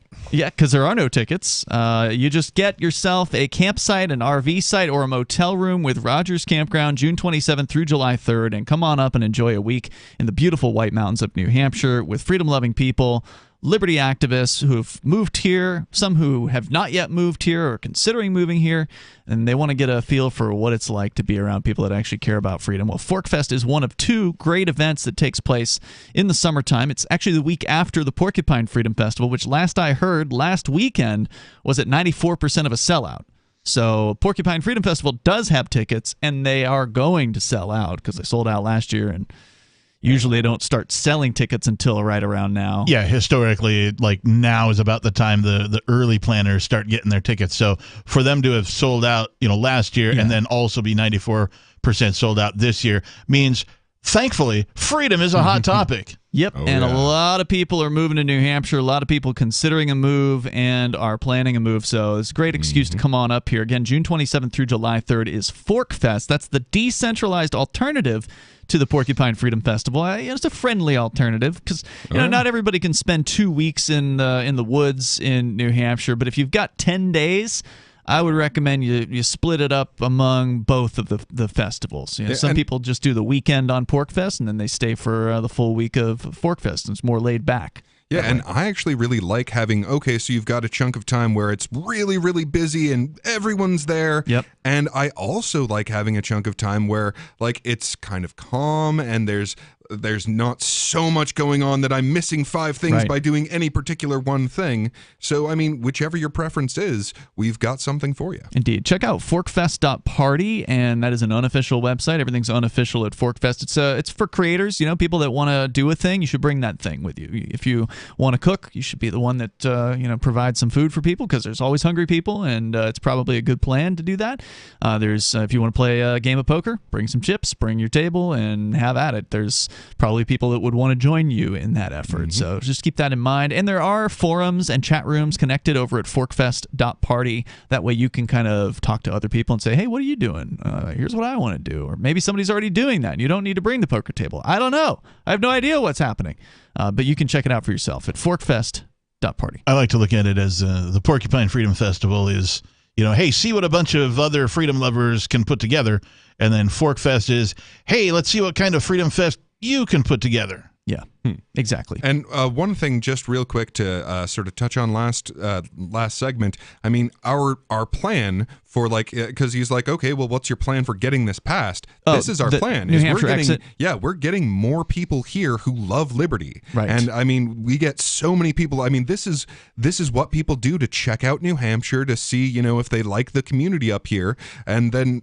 I mean, almost everyone I talked to last year was, it'll be 6 months, it'll be 1 year before they wrap everything up and head up here. There was a lot of that at Liberty Forum that we went to last weekend. A lot of people one guy's coming next week, another guy's, 2 months or whatever. Some people just moved. So there's a lot of new blood, fresh faces up here. And every single individual that moves here that believes in independence, believes in, peaceful secession, they will influence the natives. They will influence their friends that they're going to make at church or at the workplace or at the knitting club or wherever it is that they hang out. And that's why numbers make the huge. That's the most important thing, is to have a high concentration of libertarians in a small population place. That's why the Free State Project has been as successful as it has been, with only a fraction of the people who've pledged to move having actually moved. I don't even know if we're to 25% at this point. Yeah, and we're absolutely bringing out the very best in the people that are here. Yeah. That's a fact. Let's go to the phones here. Let's talk to Stephen in North Georgia. You're on Free Talk Live, Stephen. Hey, guys. Hey. In South Carolina, actually. Okay. I've never heard your show, and I'm sorry. Oh, sorry about that. I found it fascinating. Welcome, sir. Yeah. I've always been a staunch part conservative, vote straight Republican ticket. Mine has been opened here lately since I've been listening to Russell Brand. Hate to yeah, he sure came around, huh? Do a plug for him, but no, I've seen a few of his videos recently. He seems to have changed his tune a little bit. Yeah. I mean, he really does seem to be focused more on trying to figure stuff out instead of keeping his political position. I heard him calling out the World Economic Forum in one video. Yeah. Oh yeah, it's amazing. I mean, how he's opening my eyes to the government. It's not left or right. So, and I don't understand the whole libertarian, but I love freedom, and I appreciate, what you guys are doing. Well, loving freedom is the whole libertarian thing. Here's the libertarian thing. Let's see if you understand it. Do you think it's okay to use violence or threats to get your neighbors to do the things you want them to do, or not do the things you don't want them to do? If they are threatening you, yes. No. But I was saying, do you think it's okay to use violence or threats? Well, hold on. No, the initiation of violence. Do you think that it's okay to initiate? Because if they're threatening you, you're not initiating the violence. You're responding to it. That's right. Yeah, that's what I believe that. So you wouldn't use the threat of violence to make your neighbors do things that you want them to do? No, of course not. Okay, then you're a libertarian. Yeah. Okay. Well, maybe I'm not a libertarian, but I need to educate you guys on a couple of things. Okay. The death cross is actually the S&P's 500-day moving average crossing over the 200-day moving average, which creates the death cross, which is a financial charting thing. So usually you get resistance on different levels. Like if you hit the 50-day moving average, you usually bounce off of that, or the 200-day. But once the 50-day crosses over that, but more, more of an indicator is the bond market. The bond market will tell you before the stock market will, and that's when you get an inverted yield curve where the 2-year crisscrosses over the 10-year. So actually, the interest rates on a 2-year is higher than the 10-year. Sounds like you know a thing or two about this financial stuff. I got to say, it's all Greek to me. But so death cross bad? Death cross is bad, but the inverted yield curve is worse. Okay, all right. So when that happens, but the Fed does not buy stocks. Now, didn't we get the inverted yield curve already, though? No, we have not. We have not had the inverted yield curve. But the Fed does not buy stocks. What they were doing, the tapering thing, is they're buying billions of dollars of their own treasury notes and their own government agencies to push down and a lot of mortgages rates. too. Right. They're to push down interest rates. So they're printing money and they're buying, artificially going into the market and buying their own bonds to push down interest rates. Stephen, hang on. I want to bring you back here if you don't mind, if you want to keep this conversation going, because you sound pretty knowledgeable about it. So stand by. More with Stephen in South Carolina, as he says. You can join us here as well and take control of the airwaves, just like Stephen.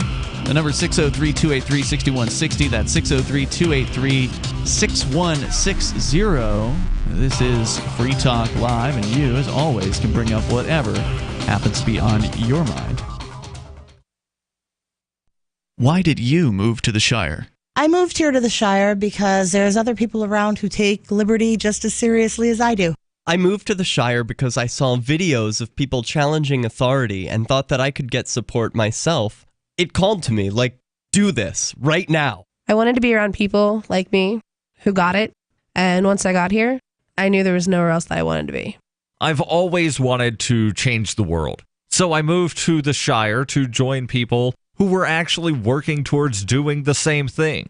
The people here are awesome, loving, and positive. It was for the adventure and for the feeling of something important is happening here, and I just wanted to come to sort of be part of that. Visit ShireSociety.com to read and sign the Shire Society Declaration and learn the reasons why, if you love liberty, you should immigrate to the Shire. Plus, connect with others via the forum at ShireSociety.com. That's ShireSociety.com.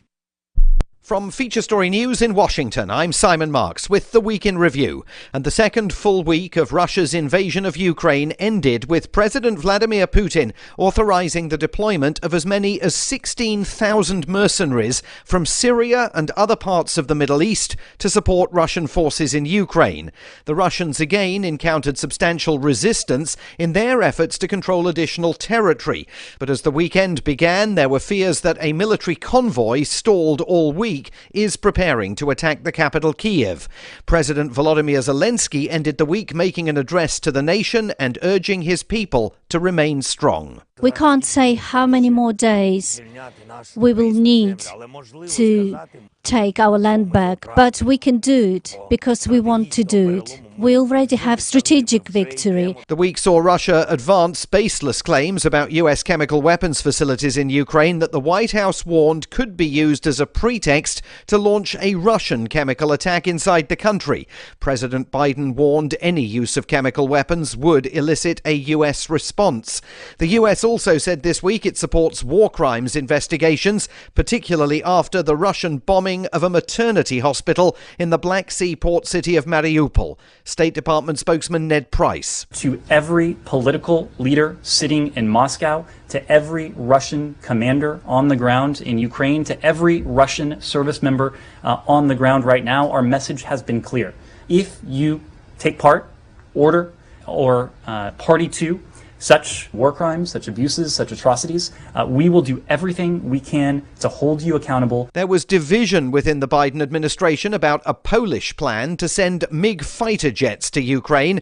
Initially, Secretary of State Antony Blinken green-lighted the idea, saying America would replace any fighter jets the Poles sent to Ukraine. But the Pentagon overruled him. The spokesman there, John Kirby. The transfer of combat aircraft right now could be mistaken by Mr. Putin and the Russians as an escalatory step. We need to be careful about every decision we make. Lots of additional sanctions were implemented against Russia. President Biden banned all imports of Russian oil. The UK said it would phase out the use of Russian oil by the end of the year. The EU pledged to cut its reliance on Russian energy by 2/3. And Roman Abramovich, the owner of Chelsea Football Club, was among 7 Russian oligarchs sanctioned this week by the British government. By the end of the week, the UN said more than 2.5 million people had fled Ukraine. In other developments, US inflation hit 7.9% in February, a 40-year high, and explorers found the almost intact wreckage of Endurance, the ship used by polar explorer Ernest Shackleton. It sank off the Antarctic in 1907. From bureaus worldwide, this is FSN. Got Telegram? You can follow our channel there and discuss show prep with other listeners at telegram.freetalklive.com.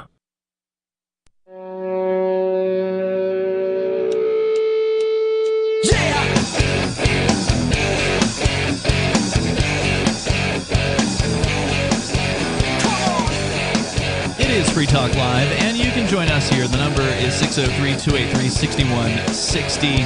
Phones are open. Actually, no, they're not. They're full. The phones are packed. We do still have the SIP line available, which you can go to sip.freetalklive.com, and you can learn more about how to get connected, because there is a bit of a process in setting that up. But once you get it set up, then it's boom, press a button, and you're on our SIP line, and you sound usually better than people on the regular phones. So head over to sip.freetalklive.com. You can learn more about that there as we go back with Ian, Peakless Mountaineer, and Captain Kickass in the studio. Back to Stephen in South Carolina. Stephen is schooling us on some stocks and bonds related stuff, and I think I'm following what he's laying down. He's doing a really good job of outlining the financial indicators of, well, what's about disaster. To come. Yeah. So what else did you want to share tonight, Stephen, or what were you trying to get across? Because we had to interrupt you there. I'm sorry. I really found Rand Paul fascinating, and I think maybe I'm a libertarian because I'm anti-government, and I realize that the liberals are like way more controlling than I ever thought they were, and then the Republicans are just falling in line. So yeah, they definitely abandoned the few principles that they had for limiting government in terms of like massive wars and like the drug war and putting people in jail. Right. Well, like, as far as the crypto, I mean, is there any other more efficient way to transfer money from, say, North Dakota to South Africa if you're going to buy a product? You don't have to have any currency exchanges or any of that. It's almost instantaneously as opposed to Western Union or whatever. So it opened my eyes. I own a lot of crypto, and I wish I'd owned a lot more because my friend had bought in when that's it what was everybody like says. $300. Yeah. I'm with you, bro. Yeah, hey, it's still early. But just to your point, you are absolutely correct. There is no more efficient way to transfer value from one place on the planet to another place, even though, of course, the money doesn't actually move. It's just all on a blockchain, and it's just a public ledger. But it has a feeling of actually moving from one person to another, and it can be near to instantaneous in its settlement. Very, very useful. There's no one standing in the way. That's the most important thing. You don't have to ask anyone's permission. You don't have to pay anybody. Like you said, Western Union, they don't collect a fee because they're not involved in this, and they can't tell you no. They can't tell you can't do it, which is the most valuable aspect of it, because how many people have ever tried to go into a bank to send a wire transfer, and then they just put roadblocks up in your way? They make it so difficult. Western Union, you got to show ID, you got to pay them, you got to wait, you got to get approved, and then they might not approve it, and then you got to call the customer service line, and it's just such a pain in the butt. And crypto just fixes that. All right, but I just want to warn everybody that I really think crypto is great, even though some little Japanese guy created puzzles to create these coins. These governments feel that this is threatening to their currency, and they're going to shut this down. And They can't. They're already shutting it down. They're shutting down in China. They're trying. Russia. Well, they They're can gonna try do to it make in the things US. I promise illegal. They can try to make, let's say, using cryptocurrency illegal or trading cryptocurrency illegal, but ultimately they cannot shut it down. They cannot stop cryptocurrency because it is out of their control and it is a global phenomenon. So even if the U.S. goes all China on crypto and outlaws mining or whatever it is they might want to do in their wild fantasies, they're never going to stop it worldwide. So I'm pretty optimistic about the future. Right. Cat's out of the bag, man. Cannot stop an idea whose time has come. Well, I mean, and this isn't theory. We've proven this. I mean, Canada decided to go full fascism on economics, and they tried to stop money from getting to these truckers, and they illustrated where you can and where you can't. And they cannot stop me from sending a cryptocurrency transaction to them, and they cannot stop them from spending that cryptocurrency. What they Well, they shut down PayPal, right? They shut down Paypal. How can they not shut down Coinbase? They can. That's what they can Coinbase? do. They can go after the centralized hubs, the exchanges, of the ins and outs of where people can what they call onboard or offboard from and to cryptocurrency, and that can make life very difficult. There's no doubt about that. But ultimately, that does not stop cryptocurrency because Coinbase isn't Bitcoin. They're just a company that deals in Bitcoin. Right. And so, yes, any centralized entity can be targeted by the state. And Stephen, thanks for the call tonight. I appreciate hearing from you tonight. And yeah, those are the weak points. There's no doubt about that. And without those centralized exchanges, it gets very tricky to get in and out of cryptocurrency because then you have to rely on individuals and markets like local Bitcoins. And we know the feds are targeting sellers on there. That's why they went after us. But the good news is that's how it was designed. For individual transfer. Yeah, they can target whichever cryptocurrency exchange wants to participate in their ban, but they can't actually target the transactions themselves or the individuals involved. When governments shut down exchanges, all they do is effectively cut out the middleman. That's it. True. That's all they do. Well so put. as long as you have two parties who are in agreement and want to make an exchange, they can do so, and there's nothing that anybody can do about it. Well, I mean, they can investigate you and raid your house at 6 in the morning like they did with Crypto 6. Yes. I mean, that's ultimately the reason they went after us one of the reasons is because we weren't asking their permission and we weren't a licensed centralized exchange and we were doing person-to-person transactions and they really don't like that. And that you were broadcasting that fact on the radio. Which really gets their goat because, if some random individual was off, selling cryptocurrency, that's one thing. But you are flaunting the fact that you are not asking their permission. Right, and it was our belief that we didn't have to because we had an attorney look at the government's rules. They looked at their, the federal government's money transmitter statutes and money services business is another one. The things that Western Union has to apply to because they are what's called a money transmitter, where you go to Western Union, you say, I want to send so-and-so X amount of dollars, and they happen to live in wherever. It doesn't matter if it's, some other country or two cities away, and then they take a fee, and then they make that money available for that person to pick up. They're a money transmitter. Well, and neither they nor lots of people know what cryptocurrency is. Cryptocurrency is code, and it simply hasn't been agreed on that since cryptocurrency is code and code is speech, cryptocurrency is speech. But now Western Union is suspending operations in Russia, and Belarus as well. So if you had family members that you care about in those countries, send them some crypto. And you were using Western Union, you no longer can. But of course, they can't tell you can't send them crypto. Exactly. Right. We continue here with Major Payne calling from Michigan. You're on Free Talk Live. Hey, good evening, guys. What's on your mind? All right. Well, 3 quickies. Pick one. All right. Well, first one would be the Keystone Pipeline. I heard a little ditty on the earlier talk show that the Canadian ambassador of energy, or whatever they call him, said that they could have this thing up and running by the first quarter of next year.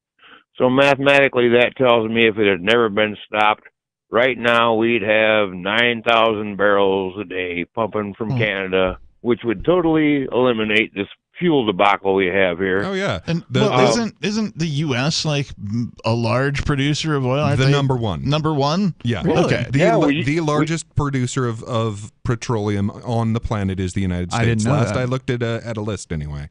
I could have been misinformed, but it's number one us, and Russia's like 2 or 3, and then Saudi Arabia. Huh. I know that we they're sitting on consume more than we reserves. produce.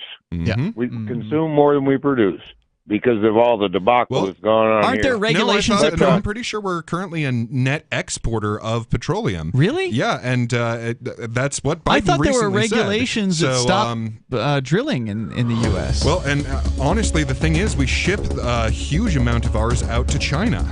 And if we stopped shipping a huge amount of ours out to China, we could afford to stop using the 1% that we're suddenly ordered not to use from Russia. Thank you, Major, for the call tonight.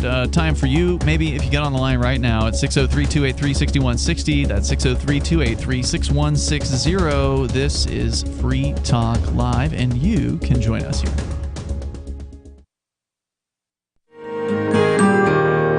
So the protection of life, liberty, and property is what the Free State Project is all about. But it's an effort to move 20,000 people who understand. It's about demonstrating to the entire country that, yeah, we can have a free market, a truly free market. Making it just a freer, great place to live. It's the world's largest voluntarist libertarian community, and it's only getting bigger. That's amazing, to be able to move to a place where other people passionately believe in being free and independent. What the Free State Project is managing to do, though, is to put their money where their mouth is. It's physically getting up across the country and saying, let's go someplace and let's demonstrate the power of these ideas. There's a lot of kind of philosophy that surrounds liberty. There's a lot of thinking about it and talking about it. But here in New Hampshire, people are doing it. 101 Reasons Liberty Lives in New Hampshire, a documentary by Free State Project Early Movers. Watch it free at 101reasonsfilm.com. 101reasonsfilm.com. Looking for a great real estate investment? Consider New Hampshire, which is ground zero for the Liberty Movement. Your first call should be to Mark Worden from Porcupine Real Estate. He's more than just a real estate agent. He's your New Hampshire concierge. Where are the best places to live? Do you want farm, city, the burbs, or forest? Do you want a duplex or multifamily building so that renters pay your mortgage? There are homes in all price ranges in New Hampshire, and Mark can help with financing too. Invest in liberty and property. Mark Worden can help. PorcupineRealEstate.com. Tired of cancel culture? Sick of mega tech corporations holding an axe over your head? Join the LRN.FM Matrix chat server. It's self-hosted, so no one else can tell us what to do or say. Don't like the existing channels? You can make your own. You can even connect into some of our channels from other Matrix servers. It's federated. For the full LRN.FM Matrix experience, though, you should join our server via the step-by-step instructions at chat.lrn.fm. Chat.lrn.fm. If you're looking for work, you know what I mean by elevator speech. It's the short version, saying just enough to make the listener want to listen more. Even if you're not a job seeker, effective communication skills have never been more important, with money and attention so scarce now. So to cut through the clutter, choose every single word as though it was the last word the person you're speaking to will hear. Otherwise, it might be. Instead of saying, due to the fact that, say, because. And avoid mispronunciations. Say jewelry, not jewelry, which could offend. Undoubtedly, you don't want to say undoubtedly. And whatever you do, never use a preposition to end a sentence with. Just kidding. For more tips, hit survivalspeech.com. I'm Holland Cook. If you want to know the latest about Free Talk Live before we go on the air, all you need to decide is how you want it delivered. It's your choice. Visit news.freetalklive.com to receive our usually weekly news updates by email. Plus, we have a Twitter account at twitter.freetalklive.com, and you can follow us on the decentralized Mastodon platform at toot.freetalklive.com. So please follow us at toot.freetalklive.com and sign up for our emails at news.freetalklive.com. So you've signed the Shire Society Declaration and are planning your move to New Hampshire to be around more liberty-oriented people. Next, sign up for the Shire Society Forum at forum.shiresociety.com. There are a bunch of people there who are already in the Shire, and they want to meet you. If you're already in the Shire physically, you should also come by the forums. Remember, not everyone uses Facebook. New people are signing up for the Shire Society Forum every month, so drop in and say hello at forum.shiresociety.com. Our Matrix server is about as free as internet chat can be. Join the existing rooms or create your own at chat.freetalklive.com.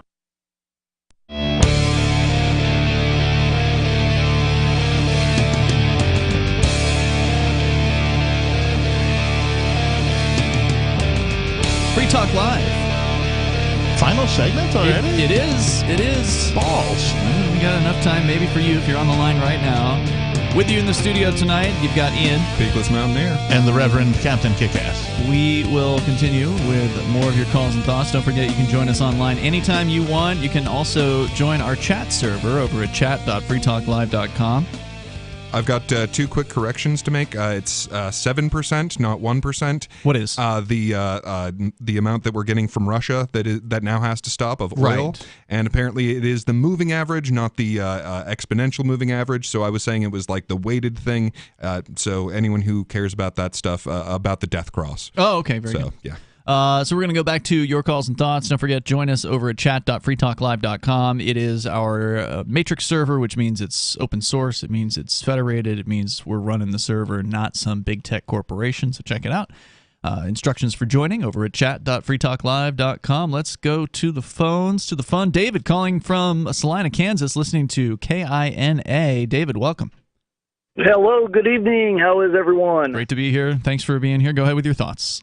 Absolutely. So why isn't anyone calling this Russian-Ukrainian conflict what it really is, which is it is an ethno-religious conflict, nothing else.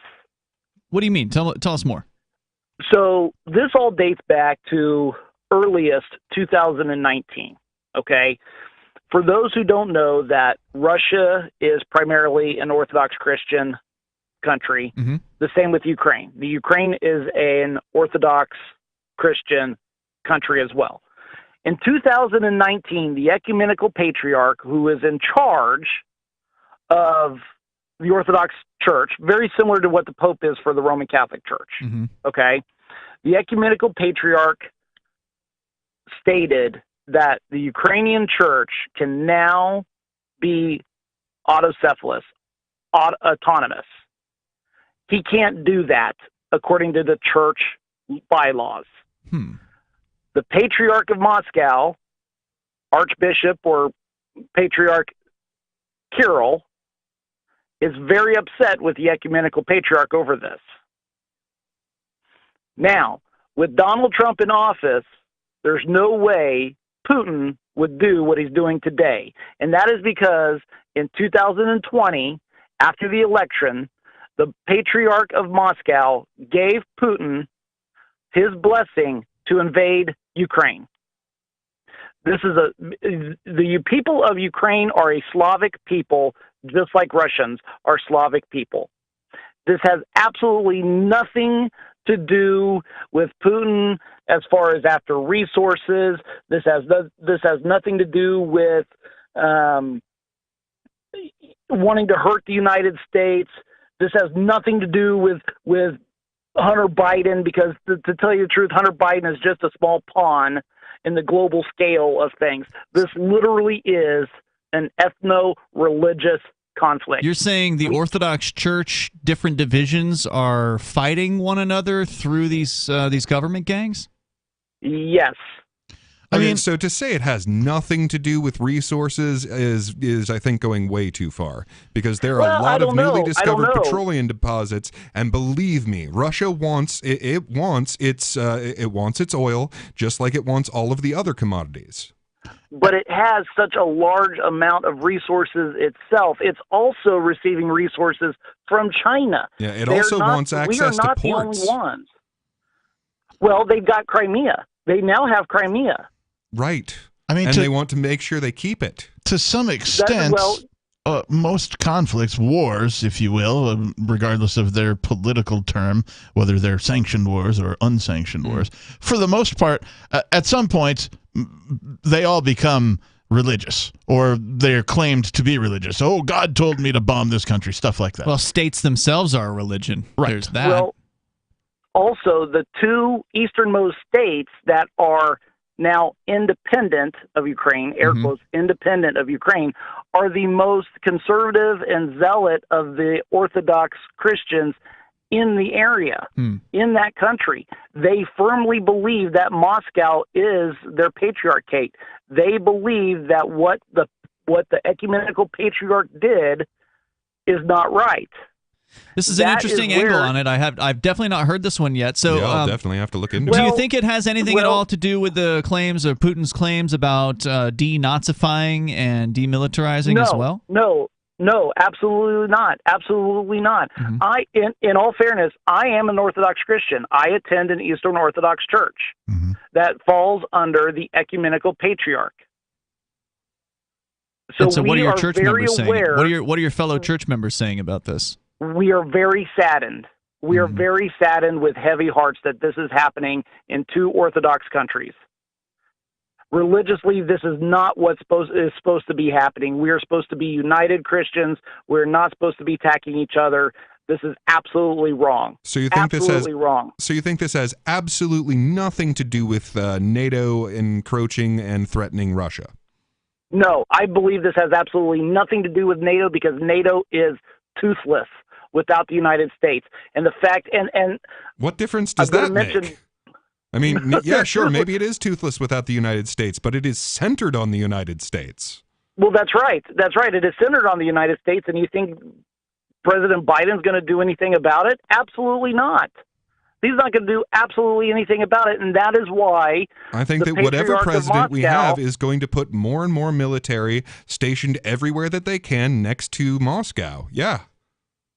No, I don't think it comes down to Moscow. I really don't. Russia is not that strong as people think they are. The only thing that makes Russia scary is the amount of nuclear weapons that they have, and the fact that they believe in a type of manifest destiny of uniting the Slavic world. Well, it's not about whether they're scary or not. It's about these are two gangs that both want to take over the planet.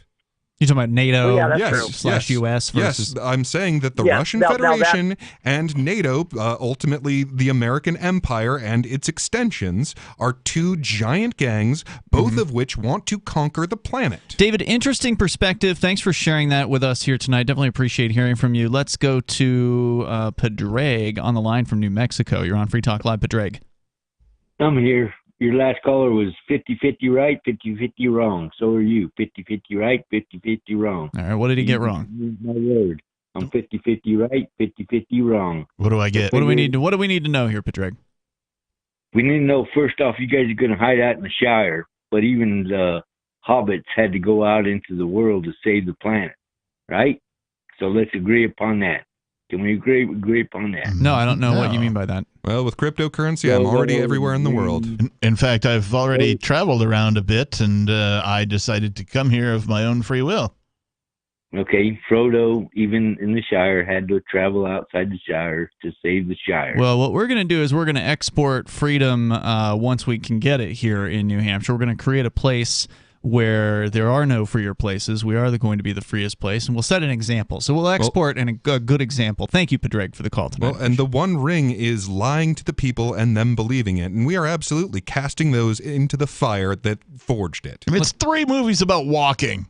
Let's talk to David in New Mexico. You're on Free Talk Live. Yeah, no time left. So let me just say, obviously I want the world to know that M. Monica Zamora and John J. Romero Jr. illegally trafficked my children because I proved it in Mexico Court of Appeals. But let's skip all that and cut to the chase. The common denominator, as much as you don't like the founders of the United States, they left you a clue in the form of we the people. What they were trying to tell you is that government that they believed in was bottom up, not top down. And every single one of these problems that you've discussed in your program tonight are because of top down government instead of we the people. A clue. It's a clue. Yeah, the individual has to make the choice of which associations are voluntary. Yeah, and also to not comply with the ones that violate that. Thanks for the call, David. Let's go to Sarah in New Mexico. You're on Free Talk Live. Sarah. I love the fact that we're going to trade with Venezuela. They're going to release 2 Americans out of their country. They're just happy. Yeah, all of a sudden, Venezuela is now this great place, and it's totally After fine. we just tried to overthrow their government, we're making friends with everyone. Iran, Venezuela, all so that we can have less oil coming from Russia without stopping our shipments going to China. It's like getting overjoyed because a person is released from prison who hurt nobody in any way, shape, or form.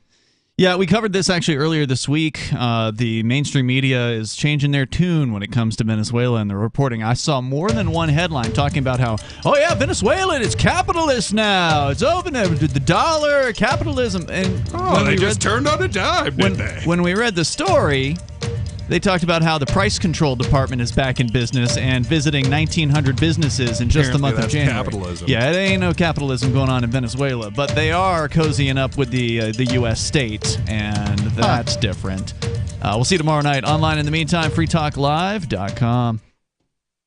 There are lots of ways to listen to Free Talk Live. Our podcast has been around since podcasts began, and now the FTL feed is loaded with content besides our full show archives. Did you know that we make it easy for you to customize your podcast subscriptions? We have different feeds, one that includes only our full shows, one with just the Daily Digest, and our main feed that includes everything. You decide what you listen to. It's quick and easy to customize your feeds at feeds.freetalklive.com. That's feeds.freetalklive.com.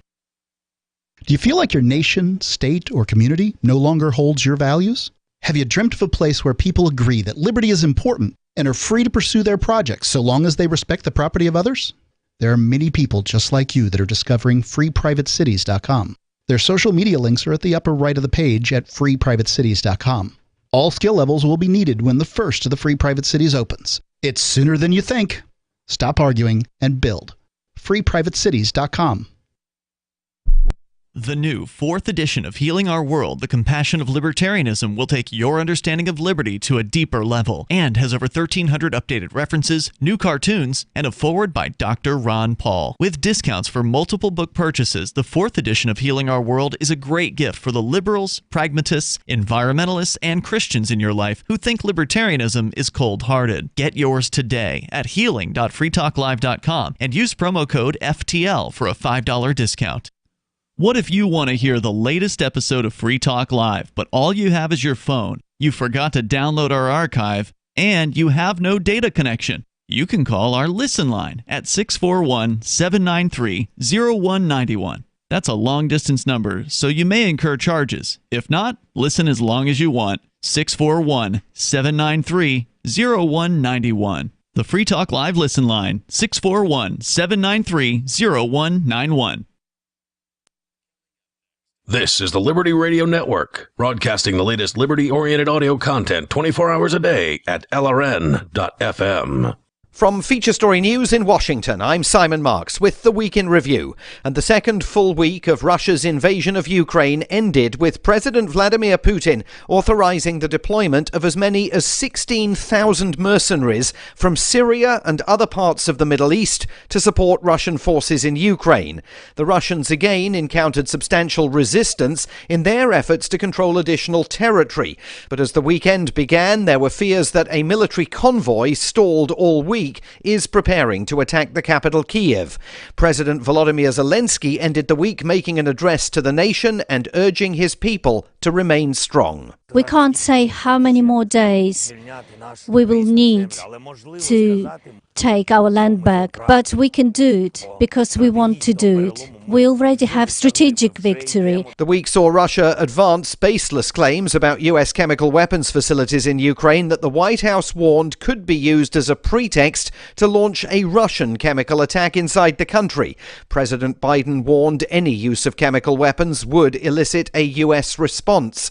The US also said this week it supports war crimes investigations, particularly after the Russian bombing of a maternity hospital in the Black Sea port city of Mariupol. State Department spokesman Ned Price. To every political leader sitting in Moscow, to every Russian commander on the ground in Ukraine, to every Russian service member on the ground right now, our message has been clear.